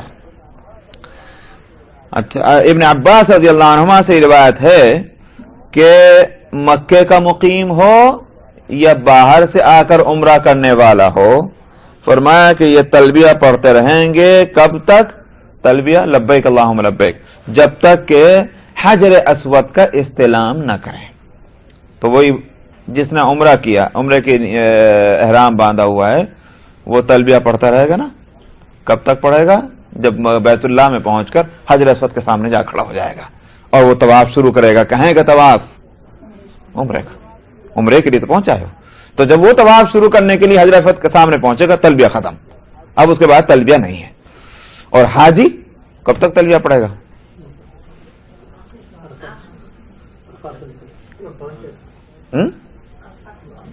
آپ لوگ معلوم تک بہت جلدی بھولتے ہیں بھائی. ارے صاحب بتایا تھا کہ رمی کرنے تک، پہلے گزر چکی حدیث 10ویں تاریخ کی صبح کو رمی کرنے تک، ابھی پچھلے ہفتے تو گزری ہے. وہ جو رمی ہے، پہلی رمی کنکری مارنے کے ساتھ اس کی تلبیہ ختم ہو جائے گا حاجی کا 10ویں تاریخ تک. تو عمرہ کرنے والے کا کیا تلبیہ رہے گا حجر اسود تک کے سامنے جانے تک، اور حاجی کا تلبیہ رہے گا جبکہ 10ویں تاریخ کو کنکری مارنے کے لیے پہنچ جائے گا وہاں تک. یہ تیسری فصل. عن یعقوب ابن عاصم ابن عروة انه سمع الشرید يقول افضت مع رسول الله صلی اللہ علیہ وسلم فما مست قدماه الارض حتى اتى جمعا. یعقوب ابن عاصم ابن عروہ کہتے ہیں کہ انہوں نے شرید ابن سوید رضی اللہ عنہ سے سنا، یہ صحابی ہیں اور وہ تابعی ہوں گے، ہاں تابعی ہوئے. وہ کہتے ہیں کہ شرید نے کہا کہ میں نبی کریم صلی اللہ علیہ وسلم کے ساتھ عرفات سے جانے والوں میں تھا، تو آپ کے قدموں نے زمین کو نہیں چھوا یہاں تک کہ آپ مزدلفہ پہنچے. یا مطلب ہوا سفر کنٹینیو رہا. تو اس واسطے عرفات سے مزدلفہ جانے والوں کے لیے یہ مناسب نہیں ہے کہ وہ ذرا اترتے چڑھتے کھیلتے کودتے یا اور ضرورتوں کے واسطے قیام کرتے ہوئے جائیں. حاصل یہ ہے کہ کنٹینیو سفر ہو اور جتنا جلدی ممکن ہو سکے وہ عرفات سے مزدلفہ پہنچ جائیں. وعن ابن شهاب قال اخبرني سالم ان الحجاج ابن يوسف عام نزل ابن زبير سأل عبد الله كيف نصنع في الموقف يوم عرفة فقال سالم ان كنت تريد السنة فحجر بالصلاة يوم عرفة. فقال عبد الله بن عمر صدق انهم كانوا يجمعون بين الظهر والعصر في السنة. فقلت لسالم افعل ذلك رسول الله صلى الله عليه وسلم؟ فقال سالم وهل يتبعون ذلك الا سنته. ابن شہاب زہری سے روایت ہے، انہوں نے کہا کہ مجھے سالم مولا حذیفہ، یہ جو ہیں یہ سالم یہ شاگرد ہیں عبداللہ ابن عمر رضی اللہ عنہ کے، اور محدثین میں ان کا بہت اونچا درجہ ہے. جیسے ابن شہاب تابعین میں ان کا درجہ بہت اونچا ہے جو امام مالک کے استاد ہیں، ایسے ہی ابن شہاب کے استاد سالم اور ان کے استاد ابن عمر صحابہ میں. میں پہلے بتا چکا ہوں کہ حدیث کے اندر 2 سنہری کڑیاں سمجھی جاتی ہیں، یعنی راویوں کی، سمجھا، گولڈن چین. ان میں سے ایک یہ ہے ابن شہاب ان سالم ان ابن عمر، یہ بڑی سنہری کڑی مانی جاتی ہے. تو اس سلسلے سے جو روایت آتی ہے اس کو محدثین بہت ریسپیکٹ کرتے ہیں. تو ابن شہاب کی روایت ہے، انہوں نے کہا کہ مجھ سے سالم نے خبر دی کہ حجاج ابن یوسف جس سال کہ وہ ابن زبیر کے مقابلے میں آیا تھا، عبداللہ ابن زبیر رضی اللہ عنہ نے کہ وہ خلافت گویا لوگوں نے سپرد کر دی تھی. کب؟ ادھر یزید ہے، سمجھا، ادھر یزید ہے.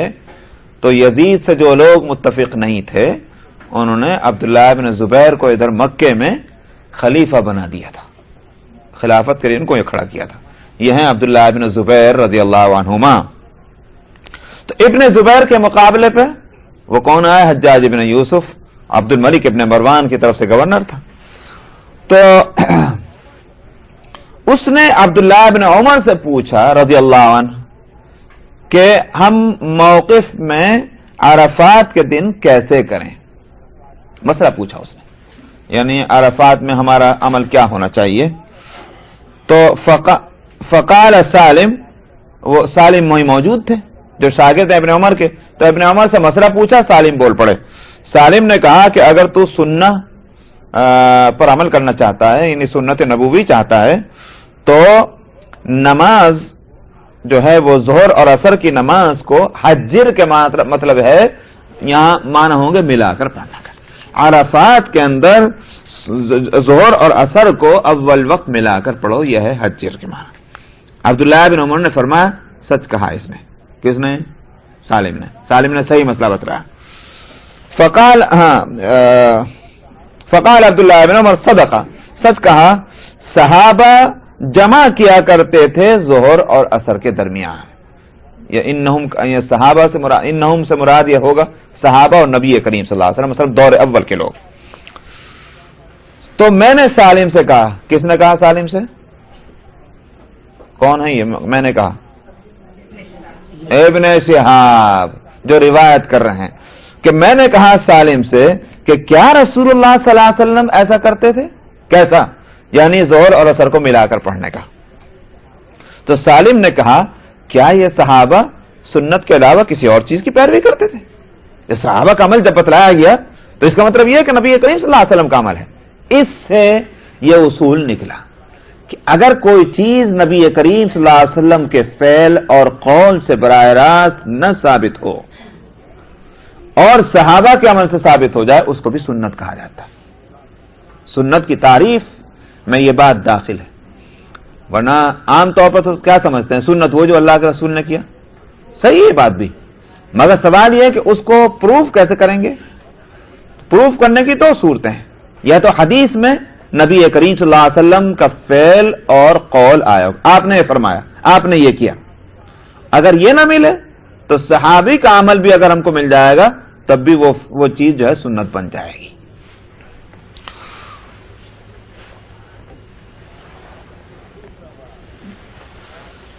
دوسرا باب ہے، آپ کے پاس کاپیاں کہ نہیں ہیں؟ باب رمی الجمار، کنکریاں مارنے کا مسئلہ. پہلی فصل. عن جابر قال رأيت النبي صلى الله عليه وسلم يرمي على راحلته يوم النحر ويقول لتأخذوا مناسككم فإني لا أدري لعلي لا أحج بعد حجتي هذه. جابر رضی اللہ عنہ سے روایت ہے، انہوں نے کہا کہ میں نے رسول اللہ صلی اللہ علیہ وسلم کو کنکری مارتے ہوئے دیکھا کہ آپ اپنی سواری پر کنکری مار رہے تھے. سواری پر ہوتے ہوئے بھی کنکری ماری جا سکتی ہے، تو آپ اپنی اونٹنی پر سوار اور پہنچے اور آپ نے اسی پر رہتے ہوئے کنکری ماری. ایسا کرنا درست ہے یوم النحر میں، یعنی قربانی والے دن 10ویں تاریخ کو ذی الحجہ کے. اور آپ نے فرمایا تم لوگوں کو چاہیے کہ احکام حج کو لے لو. کیا مطلب؟ یعنی مجھ سے اس کے مسائل معلوم کر لو، دیکھ لو میں کس طرح عمل کر رہا ہوں، یہ مطلب ہے. فإنی لا ادری لعلی لا احج بعد حجتی هذه، اس طرح کہ مجھے معلوم نہیں، شاید میں اس حج کے بعد دوسرا حج نہ کر سکوں. اس واسطے موقع، مطلب کیا موقع غنیمت سمجھو، کسی چیز کو ضائع نہ ہونے دو، ایک ایک مسئلہ مجھ سے جو ہے اس وقت حاصل کر لو. وعنہ قال رأيت رسول اللہ صلی اللہ علیہ وسلم رمى الجمرة بمثل حصل خزف. جابر رضی اللہ عنہ سے روایت ہے کہ انہوں نے کہا کہ میں نے رسول اللہ صلی اللہ علیہ وسلم کو دیکھا کہ آپ کنکری مار رہے تھے. وہ کنکری کا سائز کیسا تھا؟ لوبیا کیا کہتے ہیں جی؟ لوبیا جانتے ہیں نہیں؟ وہ بھی تو دو طرح کے ہوتے ہیں، یہاں کے دیکھا تو ماشاءاللہ اتنے بڑے بڑے، وہ نہیں، وہ جو عام جو چھوٹے سائز جو ریگولر سائز کے، وہ چنا کہہ لیجیے آپ، چنے کے برابر، تو اس کو خزف کہا جاتا ہے. کنکریاں آپ نے ماری خزف کے سائز کی. وعنہ قال رمى رسول اللہ صلی اللہ علیہ وسلم الجمرة يوم النحر ضحى واما بعد ذلك فاذا زالت الشمس. جابر رضی اللہ عنہ سے یہ تیسری روایت ہے، انہوں نے کہا کہ رسول اللہ صلی اللہ علیہ وسلم نے یوم نحر میں، یعنی 10ویں تاریخ کو ذی الحجہ کے جو رمی کی، وہ تو کب کی؟ وقت ضحیٰ میں. ضحیٰ کا وقت کون سا ہوتا ہے؟ سورج نکل کر کے اور وہ جو فجر کے بعد 4 رکعت نفل پڑھتے ہیں نا، کیا کہتے ہیں اسے؟ چاشت. وہی وہ ضحیٰ اسی کو کہتے ہیں، ضحیٰ کے وقت یعنی چاشت کے وقت. تو اول وقت سورج نکلنے کے بعد وہ تو ہے 10ویں تاریخ کو کنکریاں مارنے کا وقت. اور اس کا مطلب یہ نہیں کہ بس وہ وقت گزرا تو اب قضا یا قضا نہیں ہے، نہیں، مطلب اس سے پہلے نہ مارے، وقت یہاں سے شروع ہو گیا ہے اور اس کے بعد جب بھی موقع ملے مار لیں. واما بعد ذلك، اور اس کے بعد کا مطلب یہ ہے کہ یوم النحر کے بعد 10ویں تاریخ کے بعد فاذا زالت الشمس، پھر جب 11ویں اور 12ویں کو جب آپ نے ماری کنکریاں تو وہ جب سورج ڈاؤن ہونے لگ جائے، یعنی ظہر کے وقت شروع ہو جائے، اس کے بعد سے تو معلوم ہوا کہ 11ویں اور 12ویں کو اور اگر 13ویں کو بھی کوئی ٹھہر رہا ہے تو پھر اس کے لیے یہ غلط ہوگا کہ وہ دوپہر سے پہلے کنکریاں مار لیں. معذوروں کے لیے وہی صورت ہوگی. اگر عورتیں وغیرہ اس طرح کی ہیں تو وہ رات میں مار سکتی ہیں یا یہ کہ جو بھی وہ ان کے لیے مجبوری کی بات. وعن عبداللہ بن مسعود انه انتهى الى الجمرة الكبرى فجعل البيت عن يساره ومنى عن يمينه ورمى ب7 حصيات يكبر مع كل حصاة ثم قال هكذا رمي الذي انزلت عليه سورة البقرة. عبداللہ بن مسعود رضی اللہ عنہ سے روایت ہے کہ وہ پہنچے جمرہ کبرا کے پاس. کون سا ہے جمرہ کبرا؟ جسے وہ ہمارے یہاں بڑا شیطان کہیں, وہی جمرہ کبرا. وہاں پہنچے تو آپ نے بیت اللہ کو اپنے بائیں طرف کیا, یعنی مکے کو, مراد ہے مکہ, اور مینا کو دائیں طرف کیا, ابھی وہ سمجھاؤں گا میں, اور 7 کنکریاں ماری. ہر کنکری پر تکبیر کہتے تھے, بسم اللہ اللہ اکبر, اس طرح. اور اس کے بعد انہوں نے فرمایا اسی طرح تھا مارنا اس ہستی کا جس پر سورہ بقرہ اتری. کون؟ رسول اللہ صلی اللہ علیہ وسلم. انہیں پر تو سورہ بقرہ اتری بھائی, اور کسی پہ تھوڑی. یعنی مطلب یہ کہ نبی کریم صلی اللہ علیہ وسلم کا مارنا ایسی تھا. سورہ بقرہ کی ذکر کیوں آیا؟ اس لیے کہ سورہ بقرہ میں احکام حج ہیں, سمجھ میں آیا. اور خاص طور پر جو مینا کا بھی تذکرہ وہاں ہے نا, کہ جس میں یہ ہے کہ کیا ہے وہ, وَاذْكُرُوا اللَّهَ فِي أَيَّامٍ مَّعْدُودَاتٍ فَمَن تَعَجَّلَ فِي يَوْمَيْنِ فَلَا إِثْمَ عَلَيْهِ وَمَن تَأَخَّرَ فَلَا إِثْمَ عَلَيْهِ لِمَنِ اتَّقَىٰ. تو گنے ہوئے دن جو ہیں اس میں ٹھہرنا ہے مینا کے اندر. جو 2 دن ٹھہر کے جلدی چل پڑا کوئی حرج نہیں. جس نے اور تیسرے دن بھی ٹھہرا اس میں بھی کوئی حرج نہیں, یعنی 13ویں تاریخ کو. تو یہ مینا کا ذکر ہے, اور مینا ہی میں کنکری ماری جاتی ان دنوں کے اندر. تو یہ سورہ بقرہ کی آیت ہے. اس واسطے انہوں نے یہ کہا کہ جن پر احکام حج اترے ہیں ان کا طریقہ مارنے کا یہی تھا. یہ ہے مراد عبداللہ ابن مسعود کی, سے سورہ بقرہ کا ذکر آیا. اب رہ گئے کہ یہ کس طرح کھڑے ہوئے. اگر آپ آج کل اب جو راستہ بنا دیا ہے مینا سے کنکریاں مارنے کے لیے, تو وہ روڈ جو جا رہی ہے وہ جا رہی ہے مسجد خیف سے ملی ہوئی. سمجھ میں آیا؟ جو شخص مینا سے جا رہا ہے کنکریاں مارنے کے لیے تو پہلا شیطان چھوڑے گا, سمجھ میں آیا, دوسرا, تو تیسرے پہ پہنچے گا نا, وہی تو ہے بڑا. وہاں پہنچنے کے بعد کیا کرے کہ فوراً ادھر کچھ اس کے مثلا جیسے اس کی طرف کو جا رہا تھا اس کے بائیں پہنچ جائے. سمجھ میں آیا بات؟ سمجھ میں آئی؟ جب چاہ رہا تھا پہلے شیطان کو چھوڑتا ہوا, دوسرے کو چھوڑتا ہوا, تیسرے پہنچا تو فوراً اس کے بائیں پہنچ جائے, ہے نا, یا اس کا دایاں ہمارا بایاں کہیے, تو بائیں طرف پہنچ جائیں اس کے. جب بائیں طرف جا کر کے یوں کھڑے ہوں گے تو اب ہمارے بائیں طرف تو ہو جائے گا مکہ اور دائیں طرف ہو جائے گا مینا. یہی طریقہ اب بھی لوگ وہاں مارنے کا رکھا ہوا ہے. تو یہ سنت تھی نبی کریم صلی اللہ علیہ وسلم کی. اس طرح کھڑے ہو کر آپ نے کنکریاں ماری تھی, اور 7 کنکریاں ماری اور ہر کنکری پر تکبیر پڑی. وعن جابر قال قال رسول اللہ صلی اللہ علیہ وسلم الاستجمار طون ورمی الجمار طون والسعی بین الصفا والمروة طون والطواف طون واذا استجمر احدکم فلیستجمر بطون. یہ جو عدد 2 طرح کے ہوتے ہیں نا, طاق اور جفت, سمجھ میں آیا؟ تو طاق کو کہتے ہیں تو, یہ ہے تو, یعنی مطلب کہ جس کو کہیے کہ 1 3 5 7 8, یہ ہے تو. مراد اس سے ہے 7 کا عدد. تو مطلب یہ ہے کہ 8 یا 6 یا نہ ماری جائیں. 7 کا لفظ پہلے آ چکا, اب یہاں طاق کا لفظ لائے ہیں. جابر کہتے ہیں کہ رسول اللہ صلی اللہ علیہ وسلم نے فرمایا کنکریاں مارنا یعنی اس کی تعداد کیا ہے؟ تو ہے. اور اسی طرح سے رمی جمار, پھر اس کو فرمایا کہ ہاں الاستجمار سے مراد تو ہے کنکریاں لینا, اور رمی سے مراد ہے کنکریاں مارنا. تو معلوم ہوا کہ 7 لو اور 7 مارو. اگرچہ یہ مطلب نہیں کہ 7 سے زیادہ رکھ نہیں سکتے, احتیاطاً رکھ لیجیے تو کوئی حرج نہیں. والسعی بین الصفا والمروہ, اور صفا اور مروہ کے درمیان صحیح کرنا, وہ بھی تو, کیا مطلب 7. اور فرمایا کہ طواف کرنا, وہ بھی تو, اس کا مطلب وہ بھی 7. اور فرمایا کہ جب تم میں سے کوئی شخص کنکریاں لے یا مارے تو اس کو چاہیے کہ وہ بھی طاق عدد کے مطابق کرے، یعنی 7 دفعہ. یہ ہو گئی، بس کیجیے. یا اور پڑھوں آگے؟ بسم اللہ الرحمن الرحیم. عن قدامة بن عبد الله بن عمار قال رأيت النبي صلى الله عليه وسلم يرمي الجمرة يوم النحر على ناقة صهباء ليس ضرب ولا طرد وليس قيل إليك إليك. قدامہ ابن عبداللہ ابن عمار سے روایت ہے، انہوں نے کہا کہ میں نے نبی کریم صلی اللہ علیہ وسلم کو قربانی والے دن جمرہ پر کنکری مارتے دیکھا. آپ ایسی اونٹنی پر تھے جس کو صحبا کہا گیا. صحبا ایک ایسا رنگ ہوتا ہے کہ جس میں سرخی پر سفیدی غالب ہو، یعنی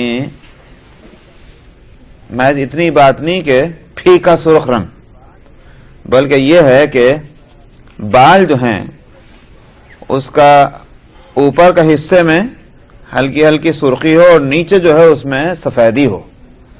تو ایسی اونٹنی کو جو ہے وہ کہا جاتا ہے صحبا، یعنی کمر والا حصہ جو ہے اس کے بال تو نسبتاً کچھ سرخی مائل ہیں، اور جتنا نیچے کو آتا جاتا ہے اس کے بدن کا حصہ پیٹ کی طرف کو اتنا ہی وہ سفید ہوتا جاتا ہے.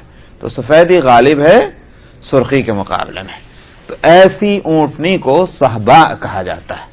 تو آپ ایسی اونٹنی پر سوار تھے جس کا رنگ یہ تھا لیس ضرب ولا طرد، نہ ہٹو اور بچو اور دھکم دھکا کچھ نہیں تھا.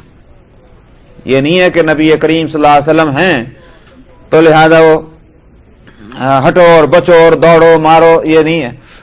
یعنی نبی کی وجہ سے نہیں، بلکہ یہ آپ بڑے بھی تو ہیں، آپ قائد بھی تو ہیں، پوری اس کمیونٹی کے لیڈر ہیں. لیکن آج کل کے لیڈروں کے ساتھ جو ہٹو بچو کا معاملہ ہوتا ہے وہ آپ کے ساتھ کچھ بھی نہیں ہے. آپ اسی طرح لوگوں کے ساتھ وہ شریک سفر ہیں اور شریک عمل ہیں. اور نہ یہ کہ وہ الیک کے معنی بھی یہی ہے کہ بھئی ہٹو اور بچو، تو نہ تو مارا ماری اور دھکم دھکا ہے اور نہ ہٹو اور بچو ہے. وعن عائشة عن النبي صلی اللہ علیہ وسلم قال انما جعل رمی الجمار والسعی بین الصفا والمروہ لإقامت ذکر اللہ. حضرت عائشہ سے روایت ہے، وہ نبی کریم صلی اللہ علیہ وسلم سے نقل کرتے ہوئے کہتی ہیں کہ آپ نے فرمایا کہ شیطان پر کنکریاں مارنا اور صفا اور مروہ کے درمیان سعی کرنا یہ اللہ کے ذکر کو قائم کرنے کے لیے ہے. کیا مطلب؟ بات اصل یہ ہے کہ وہ جو سورہ بقرہ میں آیت آئی ہے ان الصفا والمروہ من شعائر اللہ، صفا اور مروہ اللہ کی یادگاروں میں سے ہیں. اس آیت کے نازل ہونے کی جو وجہ بتلائی جاتی ہے وہ یہ کہ صحابہ رضی اللہ عنہم جنہوں نے سمجھ لیا تھا کہ اسلام جو ہے وہ شرک اور آثار شرک اور شرک کی ساری علامتوں کو مٹانے کے لیے آیا ہے، تو انہوں نے خیال یہ کیا کہ صفا اور مروہ کے درمیان صحیح کرنا اسلام میں جائز نہ ہوگا. کیوں نہ ہوگا؟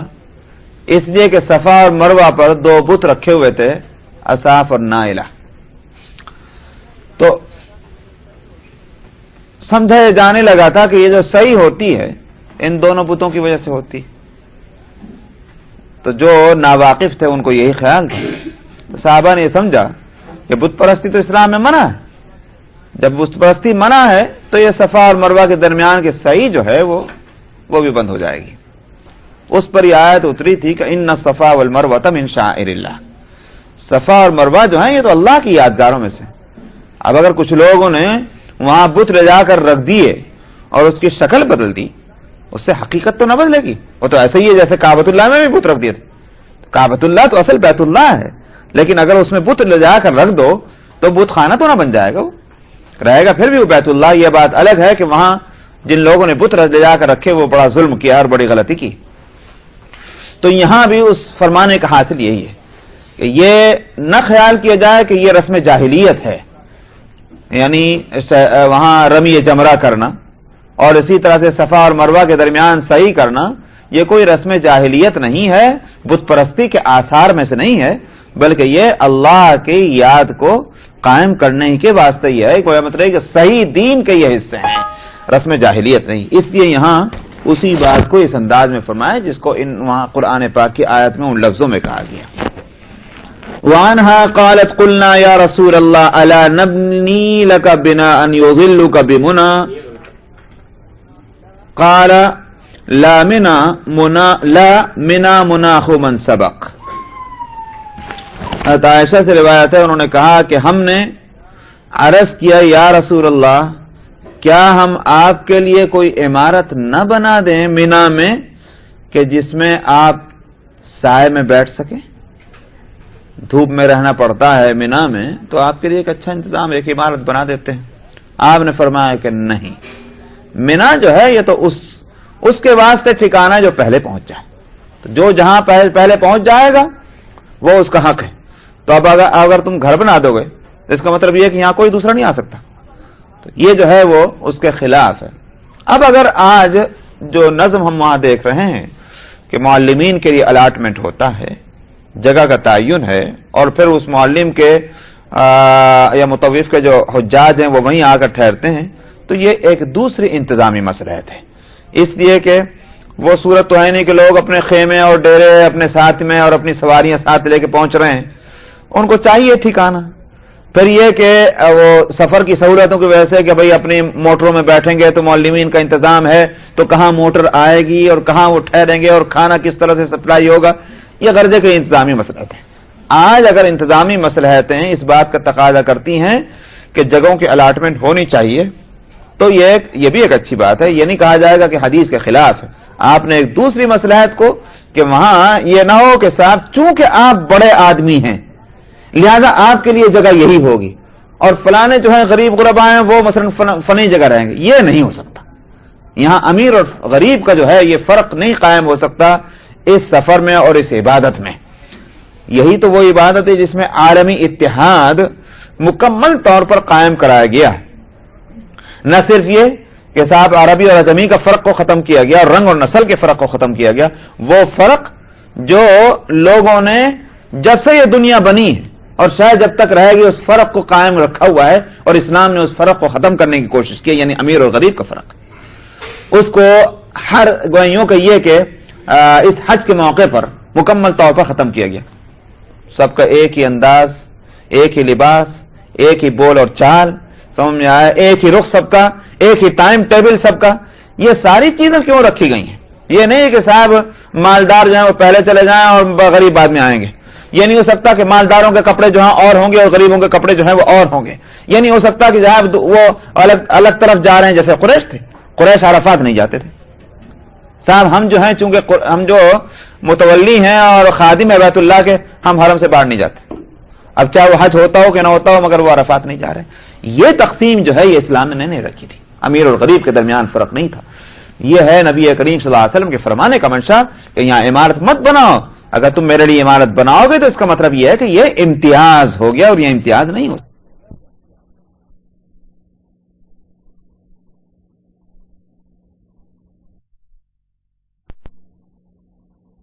وہ انتظامی ہے، امتیازی نہیں۔ تیسری فصل ایک حدیث اور پڑھ لیں بس۔ عن نافع قال ان ابن عمر كان يقف عند الجمرتين الاوليين وقوفا طويلا يكبر الله ويسبحه ويحمده ويدعو الله ولا يقف عند جمرة العقبة۔ پہلے دن کس کی کنکریاں مارنی؟ جمرہ عقبہ کی، بڑے شیطان، اور دوسرے اور تیسرا دن تینوں کے۔ تو یہاں مسئلہ دوسرے اور تیسرے دن کا ہے یا چوتھے دن کا بھی ملا سکتے ہیں۔ حاصل یہ ہوا کہ جن دنوں میں تینوں جمرات پر کنکریاں مارنی ہیں، یہاں سے نبی کریم صلی اللہ علیہ وسلم کا عمل تو نہیں سامنے ہے، عبداللہ ابن عمر رضی اللہ عنہما کا عمل مل رہا ہے، تو یہ بھی سنتی بن جائے گا، اس لیے کہ صحابی کا عمل ملے اور نبی کریم صلی اللہ علیہ وسلم کا عمل نہ ملے، سنت ہونے کے لیے وہ بھی کافی ہے۔ تو نافع کہتے ہیں کہ ابن عمر رضی اللہ عنہ پہلے جمروں کے پاس کھڑے ہوتے تھے دیر تک، اور وہاں تکبیر اور تحلیل اور دعائیں وغیرہ جو بھی ہے وہاں وہ کرتے تھے۔ پہلے جمرہ اولا اور جمرہ ثانیہ کنکریاں ماری اور وہاں دیر تک ٹھہر کر کے اور دعائیں مانگی، جو بھی کچھ ہوا. لیکن جمرہ عقبہ جو ہے اس کے پاس کنکریاں مارنا، وہاں نہیں ٹھہرتے تھے، کنکریاں ماری اور واپس ہو گئے. معلوم ہوا کہ سنت یہی ہوگی کہ جمرہ عقبہ پر دوسرے اور تیسرے دن کنکریاں مار کر اور پھر نہ ٹھہریں، واپس ہو جائیں. جہاں بھی جانا ہے پہلے اور دوسرے جمرے پر جو ہے کنکریاں مارتے وقت ٹھہر کر دعا کرنا چاہیے. بس چونکہ ورق نہیں ہے اس لیے آج اتنا ہی کافی ہے، انشاءاللہ آئندہ. باب الہدی.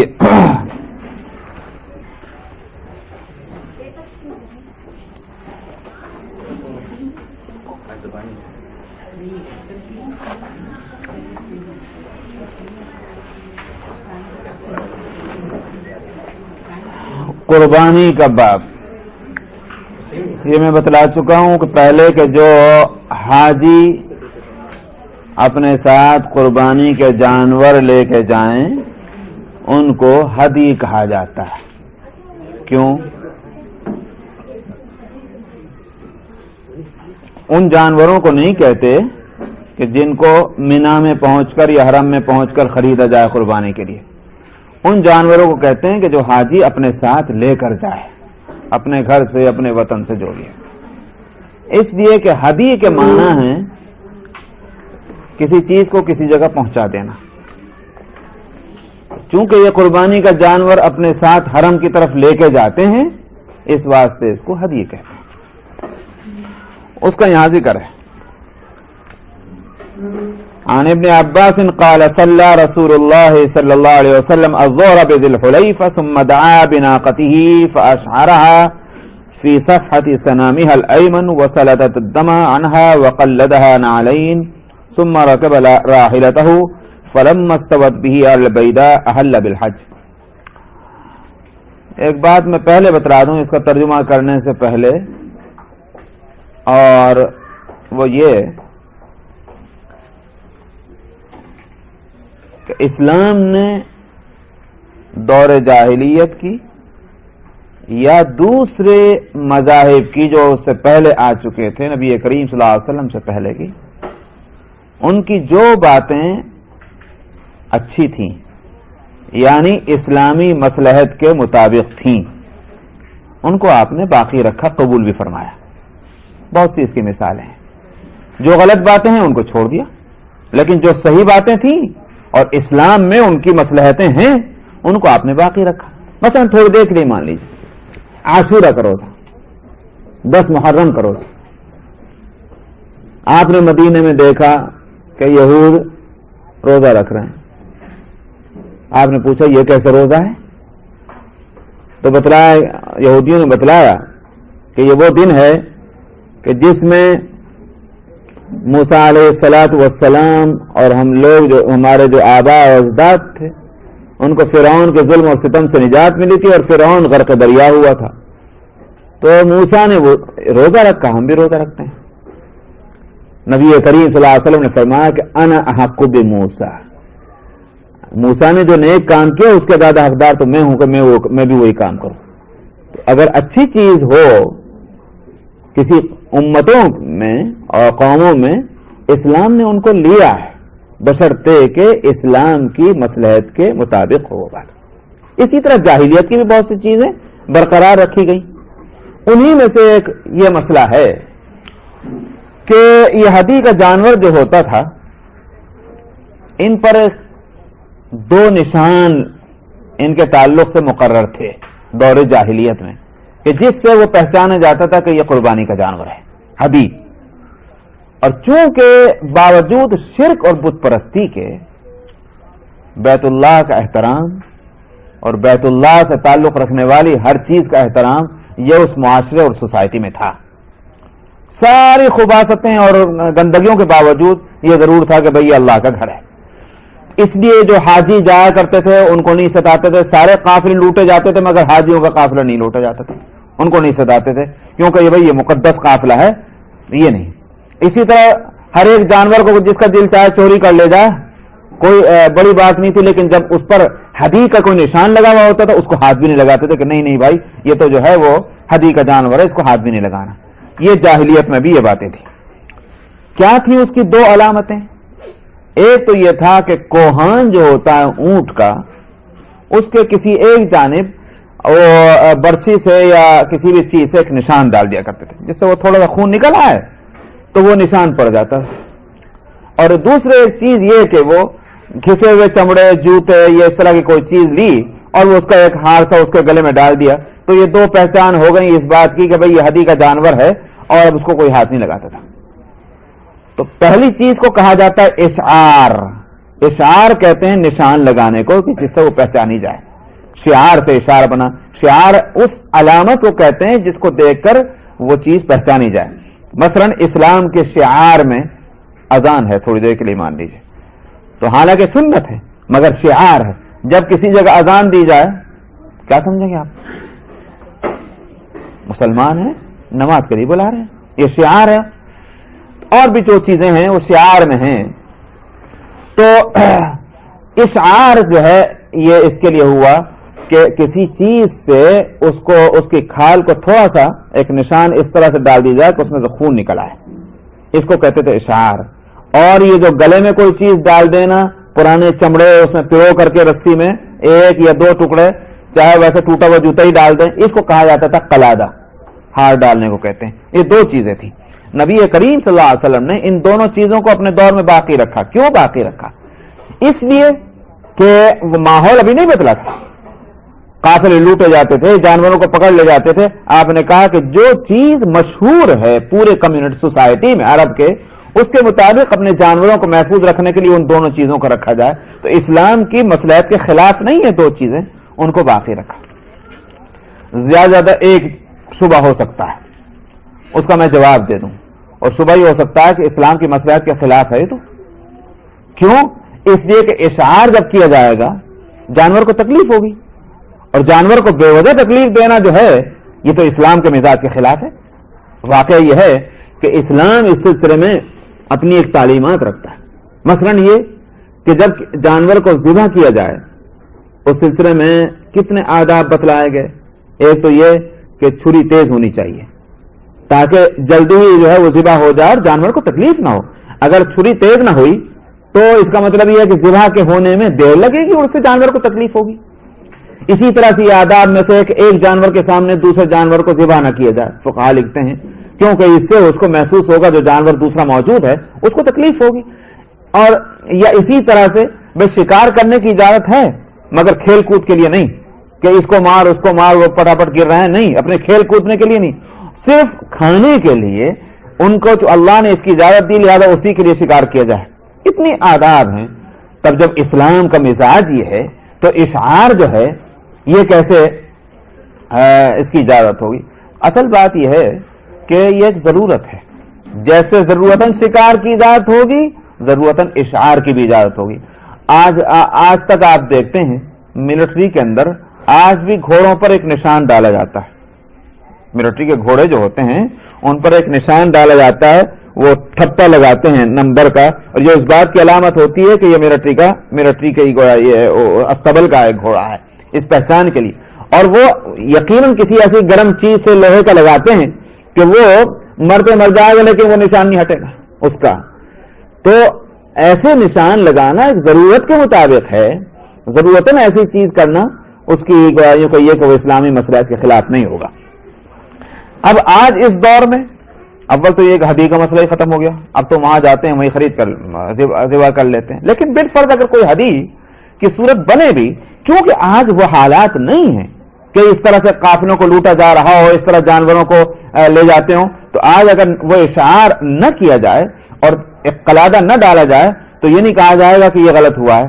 اسی وجہ سے تمام ائمہ میں امام ابو حنیفہ رحمۃ اللہ علیہ وہ یہ کہتے ہیں کہ اپنے دور میں انہوں نے کہا کہ مکروہ ہے. یہ ایک زمانے میں وہ چیز سنت تھی لیکن امام ابو حنیفہ اپنے زمانے میں کہہ رہے ہیں کہ اب یہ اشعار اور قلادہ جو ہے اس کی ضرورت نہیں، اب یہ مکروہ ہے. معلوم ہوتا ہے کہ وہ انہوں نے ان کے دور میں وہ حالات بدل گئے. اگر دوسرے فقہا کہتے ہیں نہیں ہم اپنی عقل نہیں لگائیں گے، ایک چیز سنت سے ثابت ہے وہ سنت ہے، مگر امام ابو حنیفہ کہتے ہیں کہ بھائی کس لیے تھی وہ؟ اس لیے تاکہ محفوظ رکھا جائے جانوروں کو. جب آج حالات ایسے ہو گئے کہ جانوروں کے لیے کوئی خطرہ نہیں، اب نہیں کہیں گے کہ بے وجہ جانوروں کو تکلیف دی جائے. یہ امام ابو حنیفہ کا کہنا ہے. تو بہرحال یہ مسئلہ میں نے اس لیے ذرا تفصیل سے بتا دیا کہ اب حدیث کا میں ترجمہ کروں گا تو پھر ذرا پریشانی نہ ہوگی. ان ابن عباس، حضرت ابن عباس رضی اللہ عنہما سے روایت ہے، انہوں نے کہا کہ رسول اللہ صلی اللہ علیہ وسلم نے ظہر کی نماز ذوالحلیفہ میں پڑھی. ذوالحلیفہ کہاں ہے؟ مدینے سے مکے جاتے ہوئے وہ جگہ جہاں سے مدینے والے احرام باندھتے ہیں. تو ظہر کی نماز پڑھی، پھر آپ نے اپنی اونٹنی کو طلب فرمایا، وہ سواری والی نہیں بلکہ وہ کہ جس کو قربانی کے لیے آپ لے جا رہے تھے. فَأَشْعَرَهَا فِي صَفْحَةِ صَنَامِهَا الْأَيْمَنِ، تو آپ نے اس کے کوہان کے دانی جانب اشعار کیا، وہی نشان لگایا. وَسَلَتَ الدَّمْ عَنْهَا، یہاں تک کہ اس کا خون تھوڑا سا بہنے لگا. تو اتنا بھی نہیں لگایا جائے کہ باقاعدہ گوشت تک پہنچ جائے، بس اتنا کہ ذرا سا خون اس میں سے نکل آئے. وَقَلَّدَهَا نَعْلَيْنِ، اور آپ نے 2 جوتے جو ہیں وہ بھی لٹکا دیے بطور علامت کے اس میں.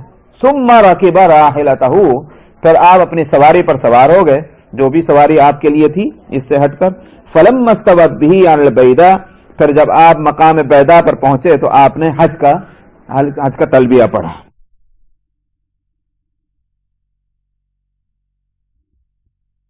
وعن عائشة قالت عهد النبي صلی اللہ علیہ وسلم مرة الى البيت غنما فقلدها، حضرت عائشہ سے روایت ہے کہ انہوں نے کہا کہ نبی کریم صلی اللہ علیہ وسلم نے ایک مرتبہ بیت اللہ کے لیے بکریوں کی ہدی بھیجی. کیا مطلب؟ قربانی کے لیے بکریاں بھیجی، اونٹ نہیں. تو آپ نے اس کے اشعار نہیں فرمایا، صرف قلادہ ڈال دیا. کیوں؟ فقہا کہتے ہیں کہ بکری جو ہے وہ بہت کمزور جانور ہے، وہ نہیں برداشت کر سکتی کہ اس زخم کو. اونٹ تو برداشت کر لے جاتا ہے اور جلدی اس کا زخم بھی ٹھیک ہو جاتا ہے، لیکن بکری نہیں برداشت کرتی. وہی بات ہوئی کہ جس تکلیف کی طاقت نہیں ہے جانور میں، اس کو نہیں اسلام تکلیف میں نہیں ڈالنا چاہتا. تو آپ نے صرف اس میں وہ ہار ڈالا چمڑے کا، لیکن اشعار نہیں فرمایا. وعن جابر قال ذبح رسول اللہ صلی اللہ علیہ وسلم عن عائشہ بقرۃ یوم النحر، جابر سے روایت ہے انہوں نے کہا کہ رسول اللہ صلی اللہ علیہ وسلم نے حضرت عائشہ کی طرف سے قربانی کے دن ایک گائے کی قربانی دی. تو معلوم ہوا کہ بکری بھی ہو سکتی ہے، اونٹ بھی ہو سکتا ہے، اور ایک گائے بھی ہو سکتی ہے حضرت عائشہ کی طرف سے. اب یہ کہ ہو سکتا ہے کہ عائشہ کی طرف سے بطور وکیل کے آپ نے کیا ہو، اس لیے کہ مسئلہ جو ہے وہ یہ ہے کہ قربانی جو واجب ہے، جب تک کہ کوئی وکیل نہ بنا دے کسی کو، اس کی طرف سے قربانی ادا نہیں ہوگی. خود سے کوئی کر لے تو نہیں ہوگی ادا، وہ وکیل بنانا چاہیے اس کو. نفلی قربانی وہ ہو، اس میں کوئی حرج نہیں، کوئی بھی کر سکتا ہے، کسی کی طرف سے بھی کر سکتا ہے. لیکن جو قربانی واجب ہے اس کے لیے وکیل بنانا چاہیے. تو ہو سکتا ہے کہ حضرت عائشہ نے وکیل بنا دیا ہو، اور یہ ہو سکتا ہے کہ یہ نفلی قربانی ہو.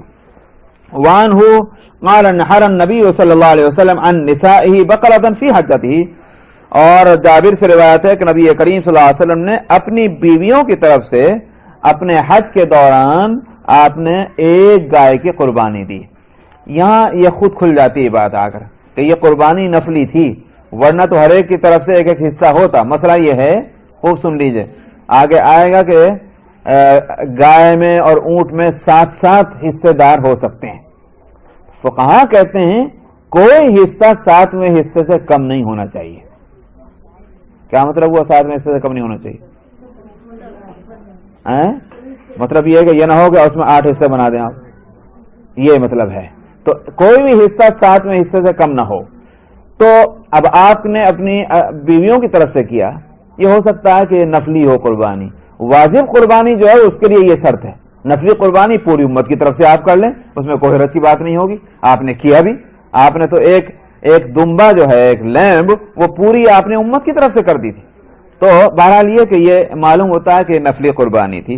تو آپ نے ایک گائے اپنی بیویوں کی طرف سے اپنے حج کے دوران کی.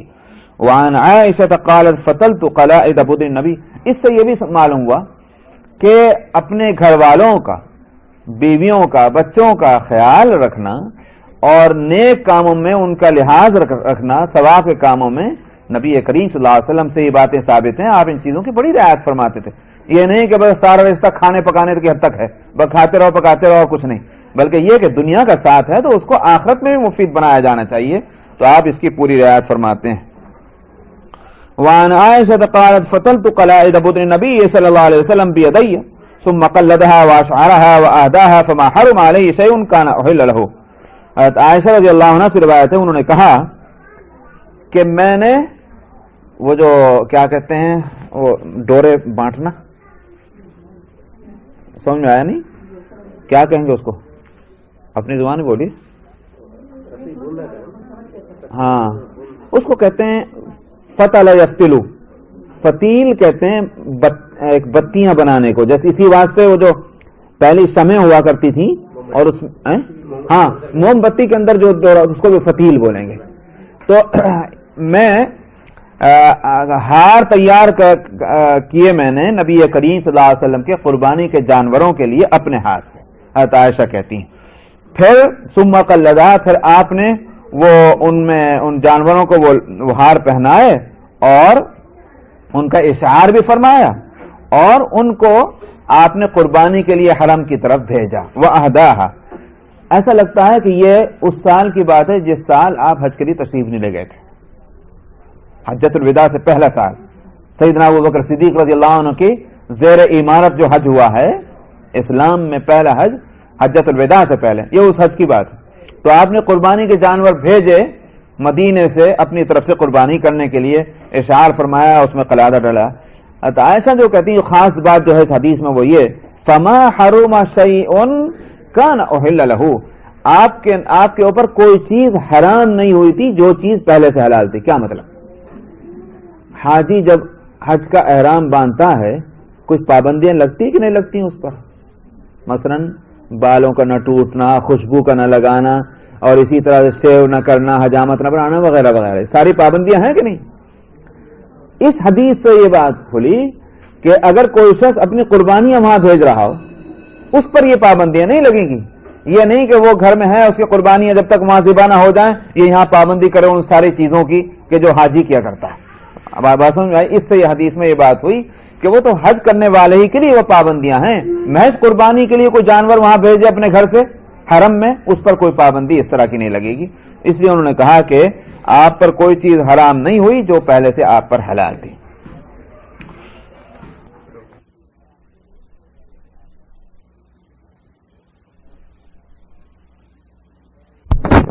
اور حدیث نمبر 2515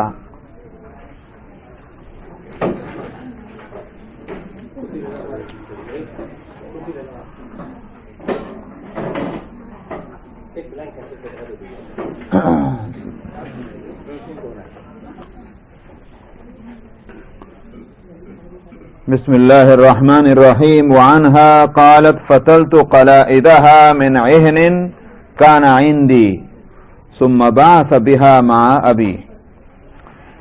یہ حدیث کا بیان چل رہا ہے. عائشہ رضی اللہ عنہا ہی سے یہ بھی روایت ہے، انہوں نے کہا کہ میں نے ہدی کے جو ہار تھے وہ میں نے تیار کیے اون سے بن کر. عہن قرآن شریف میں بھی لفظ آیا، آپ سب لوگ اس سورت کو پڑھتے ہیں. وَتَكُونُ الْجِبَالُ كَالْعِهْنِ الْمَنْفُوشِ. عہن کہتے ہیں روئی کو، وہ روئی کہ جو رنگی ہوئی ہو.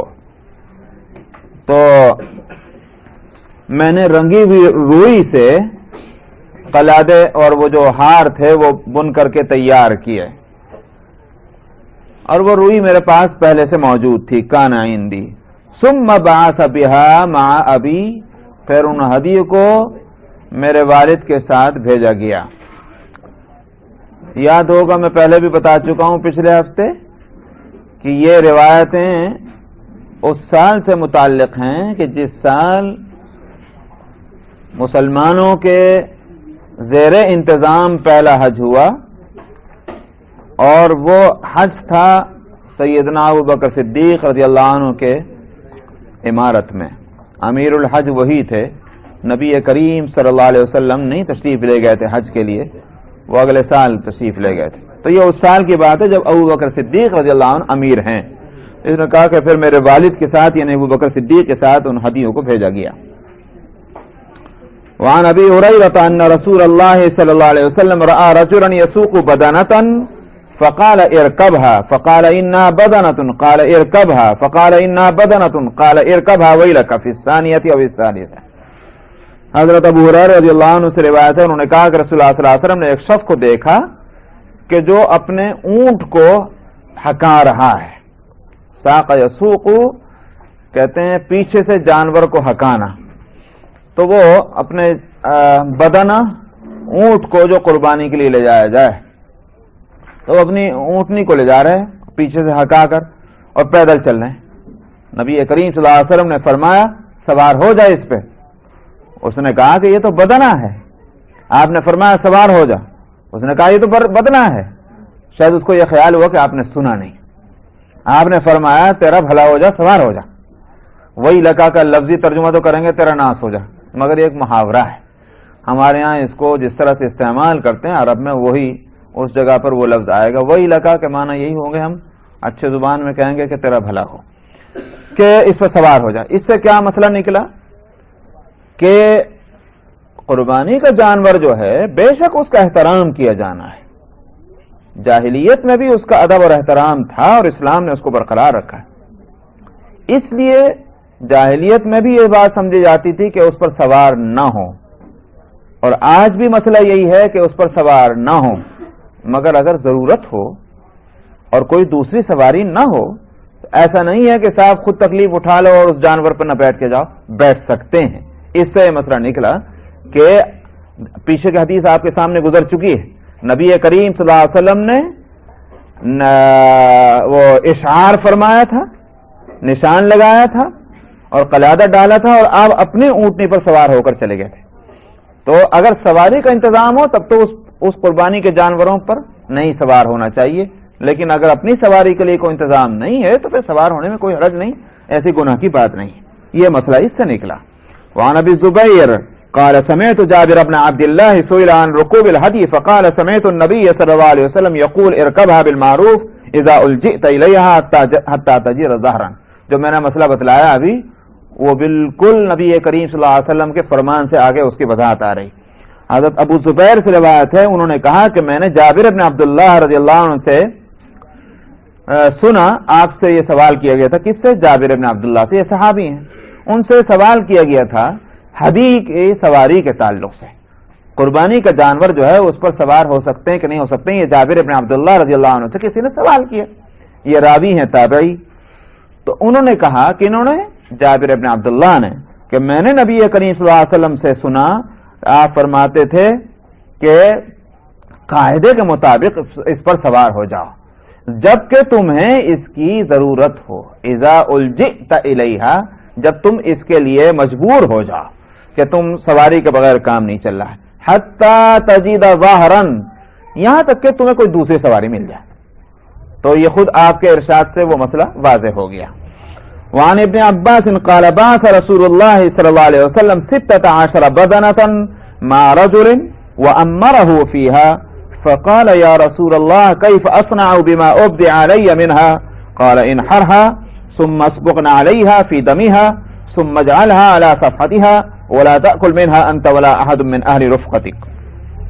ابن عباس رضی اللہ عنہما سے روایت ہے، انہوں نے کہا کہ رسول اللہ صلی اللہ علیہ وسلم نے 16 قربانی کے جانور بھیجے ایک شخص کے ساتھ، اور اس پر ان کو امیر بنا دیا، یعنی ذمہ داری ان کو دے دی ان قربانی کے جانوروں کے سلسلے میں. ان کا نام اس حدیث میں نہیں ہے لیکن محدثین نے نام نکال لیا ہے، اور محدثین کہتے ہیں کہ یہ ان کا نام تھا ناحیہ اسلمی. تو یہ ناحیہ اسلمی کو آپ نے امیر بنایا، اور نبی کریم صلی اللہ علیہ وسلم سے انہوں نے عرض کیا یا رسول اللہ یہ قربانی کے جانور میرے ساتھ ہیں، مکے کا سفر دور ہے، اگر میرے لیے ان کا مسئلہ پریشانی کا ہو جائے، یعنی کوئی بدنہ جو ہے وہ چلنے قابل نہ رہے اور مشکل ہو جائے تو میں کیا کروں؟ یہ انہوں نے مسئلہ پوچھا. آپ نے فرمایا انحرھا، جہاں ایسی مسئلہ پیدا ہو جائے راستے میں کہ کوئی جانور ان میں سے نہ چل سکے تو اس کی قربانی کر دو. ثم اسبغ نعلیھا فی دمیھا، اور وہی میں نے پچھلے ہفتے ہی بتایا تھا کہ جاہلیت میں جو چیزیں کسی خاص علامت کے لیے علامت سے پہچانی جاتی ہوں، اگر وہ خلاف اسلام نہیں ہے تو ان علامتوں کو باقی رکھا گیا. جیسے میں نے کہا تھا کہ اشعار اور قلادہ. یہاں ایک اور بھی بات آ رہی ہے. آپ نے اس کے لیے فرمایا کہ اس کی قربانی کر دینا اور اس کے جوتے. کس کے جوتے؟ اس قربانی کے. جو مطلب جس کو ہمارے یہاں کہتے ہیں کھر. کیا کہتے ہیں اسے؟ کھر نا. وہ جو اس کے جوتے ہیں وہ نکال کر اور اس کے خون میں اس کو رنگ دینا اور پھر اس کو اس کے اوپر رکھ دینا. اس قربانی کے جانور جو ہوا ہے قربانی کرنے کے بعد اس پر رکھ دینا. اس میں سے نہ خود کھانا اور نہ اپنے ساتھیوں کو کھانے دینا, ویسے ہی چھوڑ دینا. کیوں؟ آگے حدیث آ رہی ہے کہ وہ اصل میں یہ جو ہے وہ غربا کا حق ہو گیا.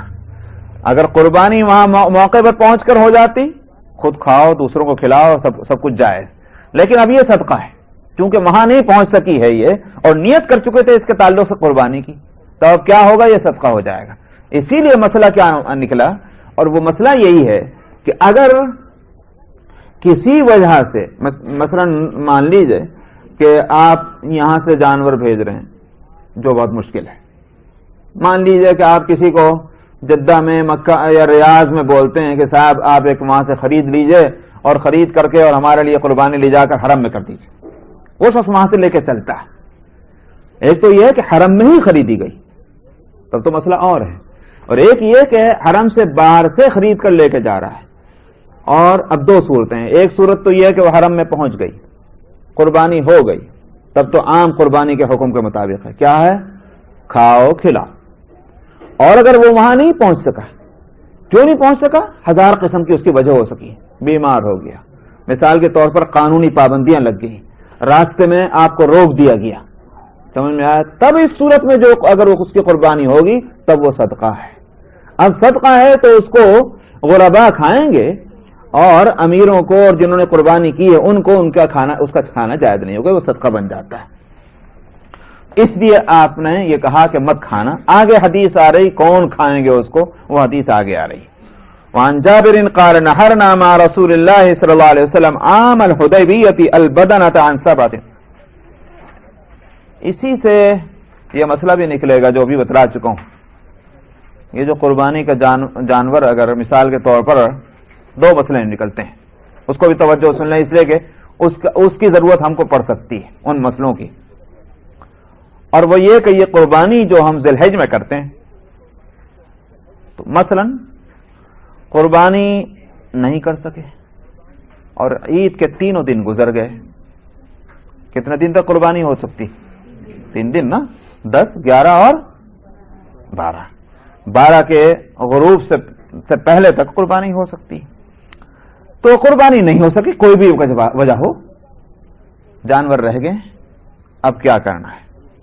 ان کی قربانی جب بھی ہوگی کی جائے گی اور وہ صدقہ بن جائے گا. اب قربانی اپنے وقت پہ نہیں ہو رہی ہے, یا قربانی کے جانور ہی نہیں خریدے گئے, تب بھی یہی ہوگا کہ ایک گوائیوں کا یہ کہ بکرا ہے, یہ جو بھی قربانی کرنی خریدنا, خرید کر کے صدقہ کر دینا, یہ اس کی صورت ہوگی. تو چاہے پہلے یہ صورت ہوئی ہو عید الاضحیٰ سے پہلے کہ ایک جانور خریدا گیا, وہ بیمار ہونے لگا, یا کوئی مجبوری پیش آ گئی, اس کو عید سے پہلے ہی ذبح کرنا پڑا, صدقہ ہے. سمجھ میں آیا؟ یہ دونوں صورتیں کہ عید سے پہلے ہو رہی ہو اس کا ذبح, یا عید کے بعد ہو رہا ہو 3 دنوں کے بعد, جب بھی اس کو ذبح کیا جائے گا وہ صدقہ ہوگا. لیکن قربانی کے دنوں میں قربانی ہوگی. سمجھ میں آیا؟ اب رہ گئے ایک صاحب عقلی مسئلے. عقلی کو چھوڑ دیجیے, جو مسئلے ہیں وہ اس طرح بتلائے جا رہے ہیں, عقلی دلیلیں ہیں, مگر عقلی دلیلوں کو بنیاد نہیں بنا سکتے. بس وہ ہو گیا, اب قربانی کی ضرورت نہیں, ہو گیا وہ تو اس کا بدل ہو گیا. وعن جابر قال نحرنا مع رسول اللہ صلی اللہ علیہ وسلم عام الحدیبیہ البدنۃ عن 7 والبقرۃ عن 7. جابر رضی اللہ عنہ سے روایت ہے, انہوں نے کہا کہ ہم نے نبی کریم صلی اللہ علیہ وسلم کے ساتھ حدیبیہ والے سال, کہ کون سا سال ہے, میں خود ہی مثال دینے والا تھا جب ابھی مسئلہ بتلا رہا تھا پچھلی حدیث میں. نبی کریم صلی اللہ علیہ وسلم نے حدیبیہ میں جب آپ عمرے کے لیے تشریف لے جا رہے تھے, آپ کو روک دیا گیا تھا, آپ آگے نہیں بڑھے, تو آپ نے قربانیاں کر دی تھیں اپنے تمام ہدیے, صحابہ نے بھی کر دی تھی. تو اس کو یہاں بتلا رہے ہیں کہ ہم نے قربانیاں دی حدیبیہ والے سال, اونٹ کی قربانی بھی 7 آدمیوں کی طرف سے اور گائے کی قربانی بھی 7 آدمیوں کی طرف سے. تو ان 2 جانوروں کی یا بھینس بھی اسی میں شامل ہے کیونکہ وہ گائے کے حکم میں ہے. اس کا مطلب یہ ہوا کہ ان کی تو 7 کی طرف سے ہوگی، لیکن بکری، بھیڑ، دمبا وغیرہ وغیرہ ان کی قربانیاں جو ہوں گی وہ ایک آدمی کی طرف سے ایک ہی ہوگی. وعن ابن عمر انه اتى على رجل قد اناخ بدنته ينحرها قال ابعثها قياما مقيدة سنة محمد صلی اللہ علیہ وسلم. ابن عمر رضی اللہ عنہما سے روایت ہے کہ وہ ایک شخص کے پاس پہنچے جو اپنے اونٹنی کو بٹھا رہے تھے، بٹھائے ہوئے تھا. کیوں؟ قربانی کرنے کے لیے. یناخ یہ خاص طور پر قربانی کے لیے آتا ہے، انسانوں کے لیے نہیں آتا. کسی انسان کو اگر بٹھانا ہو اسے نہیں کہتے نخ نخ، اسے نہیں کہتے. اونٹ کے واسطے یہ لفظ بولا جاتا ہے عربی کے اندر. جب اونٹنی کو کہا جاتا ہے بیٹھ بیٹھ بیٹھ تو وہ عرب میں کہا جاتا ہے نخ نخ، تو وہ اناخ اس سے ہے کہ وہ اونٹنی کو بٹھلا رہے تھے. کیوں؟ تاکہ اس کی قربانی کریں. تو انہوں نے عبداللہ ابن عمر رضی اللہ عنہ نے اس سے کہا اسے کھڑا کر، باندھ کر، مقیدتن، اس کا مقیدہ باندھ کر کے. تو باندھنا جو ہے گلے میں رسی باندھنے والی بات نہیں ہے، بلکہ یہ کہ جو طریقہ تھا وہ یہ کہ آگے کا ایک پیر جو ہے، ایک ٹانگ، وہ اس کی باندھی جائے اٹھا کر کے. یہ تھا وہ مقیدہ. اس کو کھڑا کرو اور باندھو. یہی سنت ہے نبی کریم صلی اللہ علیہ وسلم کی. تو اونٹ کی جو قربانی ہوگی وہ اور جانوروں سے مختلف ہوتی ہے. گائے ہو، بھینس ہو، بکری ہو، جو بھی ہو، ان سب کو لٹایا جاتا ہے اور لٹا کر اور پھر ان کی جو ہے وہ گلے کے اوپر سے وہ 4 رگیں کاٹی جاتی ہیں.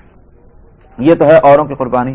اونٹ کے لیے میں نے بتلایا تھا اس کے لیے لفظ نہر آتا ہے جو ذبح سے مختلف ہے. ذبح تو وہ ہے جو میں بتلا چکا ہوں. نہر یہ ہے کہ اس کے یہاں اس جگہ برچھی سے وہ اس کا خون کا جو فوارہ ہے، جو دم، جس کو کہتے ہیں دم مسفوح، جو عربی قرآن شریف کے اندر جس کو کہا گیا، جس کو ذبح کے ذریعے سے نکالا جاتا ہے، وہ دم مسفوح جو ہے بہنے والا خون، وہ نکال دیا جاتا ہے یہاں برچھی مار کے. تو اس کے لیے جو یہ نہر جو ہے یہ لٹا کر نہیں کرتے، بلکہ اس کو کھڑا رکھتے ہیں اور ایک پیر باندھ دیتے ہیں تاکہ وہ حرکت نہ کرے، اور اس کے بعد نہر کر دیتے ہیں، اس کو سنبھالے رکھتے ہیں. تب وہ گرنے لگتا ہے تو اس کو گرا دیتے ہیں، پھر اس کے لیے آسانی ہو جاتی ہے. یہی ہے سنت نبی کریم صلی اللہ علیہ وسلم کی. وعن علی قال امرنی رسول اللہ صلی اللہ علیہ وسلم ان اقوم على بدنه وان اتصدق بلحمها وجلودها واجلتها وان لا اعطي الجزار منها قال نحن نعطيه من عندنا. حضرت علی رضی اللہ عنہ سے روایت ہے، انہوں نے کہا کہ مجھے نبی کریم صلی اللہ علیہ وسلم نے ذمہ دار بنایا اپنے قربانی کے جانور کا. یہ غالباً حجت الوداع کا موقع پر ہے حجت، اور یہ غالباً کیا بلکہ یقینی بات ہے، اس لیے کہ پیچھے حدیثیں گزر چکی ہیں حج کے باب میں. حضرت علی رضی اللہ عنہ یمن کے گورنر تھے، یاد ہوگا، اور وہ لے کر آئے تھے وہاں سے 60 اونٹ، اور نبی کریم صلی اللہ علیہ وسلم کے ساتھ تھے 40 اونٹ. تو آپ کی طرف سے یہ 100 اونٹوں کی قربانی ہونی تھی. تو نبی حضرت علی رضی اللہ عنہ کا امیر بنا دیا. یہ بھی یاد ہوگا کہ 60 کی قربانی اپنے ہاتھ سے نبی کریم صلی اللہ علیہ وسلم نے کی تھی اور بقیہ کو چھوڑ دیا تھا علی کے لیے. تو شاید اسی کی طرف اشارہ ہے کہ علی رضی اللہ عنہ کہتے ہیں کہ مجھے ذمہ دار بنایا رسول اللہ صلی اللہ علیہ وسلم نے ان کے قربانی کے جانور پر، اور اس بات کے لیے مجھے حکم دیا کہ میں اس کا گوشت بھی صدقہ کر دوں اور اسی طرح سے اس کی قربانی کے جو جلود اور اس کی کھالیں بھی صدقہ کر دوں. وَأَجِلَّتِهَا، جھول جانتے ہیں، جھول جانوروں کے اوپر پڑی ہوئی ہوتی ہے، بعض دفعہ موسموں کی وجہ سے بھی ڈال دیتے ہیں اس کو، جھول اجلہ اس کو کہتے ہیں، اور اس کی جھول، اور یہ کہ میں قصائی کو یعنی کاٹنے والے کو اس میں سے کچھ نہ دوں.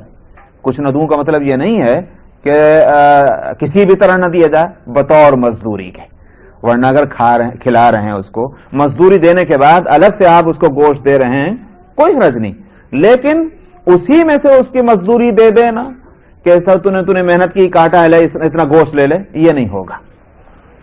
قال نحن نعطيه من عندنا، اس کاٹنے والے کو جو ہے وہ قصائی کو، اس کو ہم اپنے پاس سے دیا کرتے تھے. تب اس صورت میں یہ جو ہے ساری چیزیں صدقہ ہیں ہوں گی یا ہدیہ ہوں گی. ہدیہ بھی کر سکتے ہیں، چمڑا، رسی وغیرہ وغیرہ یہ کسی کو ہدیہ بھی دے سکتے ہیں اور صدقہ بھی کر سکتے ہیں، لیکن کسی چیز کے معاوضے میں نہیں دیا جا سکتا، خود بھی استعمال کر سکتے ہیں۔ اسی لیے جو فقہا یہی کہتے ہیں کہ اس کے جانور کے کھالوں کو اگر رنگ کر یا دباغت دے کر اپنے استعمال میں لانا چاہیں کوئی حرج نہیں، بالکل جائز ہے، لیکن مزدوری میں نہیں دی جائے گی، یا صدقہ کر دیجئے یا ہدیہ دے دیجئے یا اپنے استعمال میں لے آئیے۔ اب صدقہ کرنا جو ہے اس کی یہ بھی صورت ہے کہ وہ عین مین وہ چیز دے دیجئے، یہ بھی ہو سکتا ہے کہ بیچ کر کے اس کے پیسے صدقہ کر دیجئے، جیسا کہ عام طور پر کرتے بھی ہیں، دونوں صورتیں جائز ہیں۔ وعن جابر قال كنا لا نأكل من لحوم بدننا فوق 3 فرخص لنا رسول الله صلى الله عليه وسلم فقال كلوا وتزودوا فأكلنا وتزودنا۔ جابر رضی اللہ عنہ سے روایت ہے، انہوں نے کہا کہ ہم اپنے قربانی کے گوشت کو 3 دن سے زیادہ نہیں کھایا کرتے تھے۔ 3 دن کی قربانی تو 3 دن نہیں کھانے کی اجازت۔ پھر نبی کریم صلی اللہ علیہ وسلم نے ہم کو اس میں رخصت عطا فرما دی، یعنی اجازت دے دی۔ آپ نے فرمایا کھاؤ، توشہ بناؤ، اور تو اس کے بعد کہتے ہیں کہ ہم نے کھایا بھی اور ہم نے اس کو توشہ بھی بنا دیا۔ توشہ بنانے کا مطلب سمجھتے نہیں کہ ہم اسٹور کر دینا، یعنی اس کو رکھ دیا تاکہ ہم اس کے بعد کھائیں، جیسے آج کل آپ فریج میں رکھ دیں، تو اس زمانے میں جو بھی اس کی صورت ہوتی تھی وہ اس طرح سے رکھ سکتے ہیں مہینوں۔ پہلے آپ نے روک دیا تھا، تو یہ کیوں تھا؟ آگے کی فصل جو آ رہی انشاءاللہ آئندہ ہفتے وہ حدیث اس میں آئے گی تو اس میں بتلا دیں گے۔ بس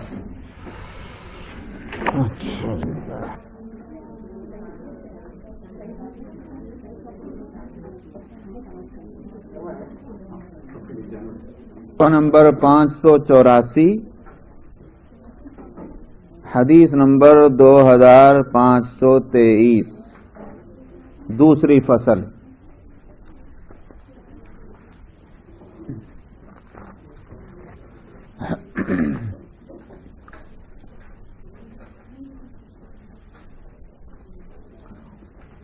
بسم اللہ الرحمن الرحیم۔ عن ابن عباس ان النبی صلی اللہ علیہ وسلم اہدى عام الحدیبیۃ فی ہدایا رسول اللہ صلی اللہ علیہ وسلم جملا كان لأبي جهل في رأسه برة من فضة وفي رواية من ذهب يغيظ بذلك المشركين۔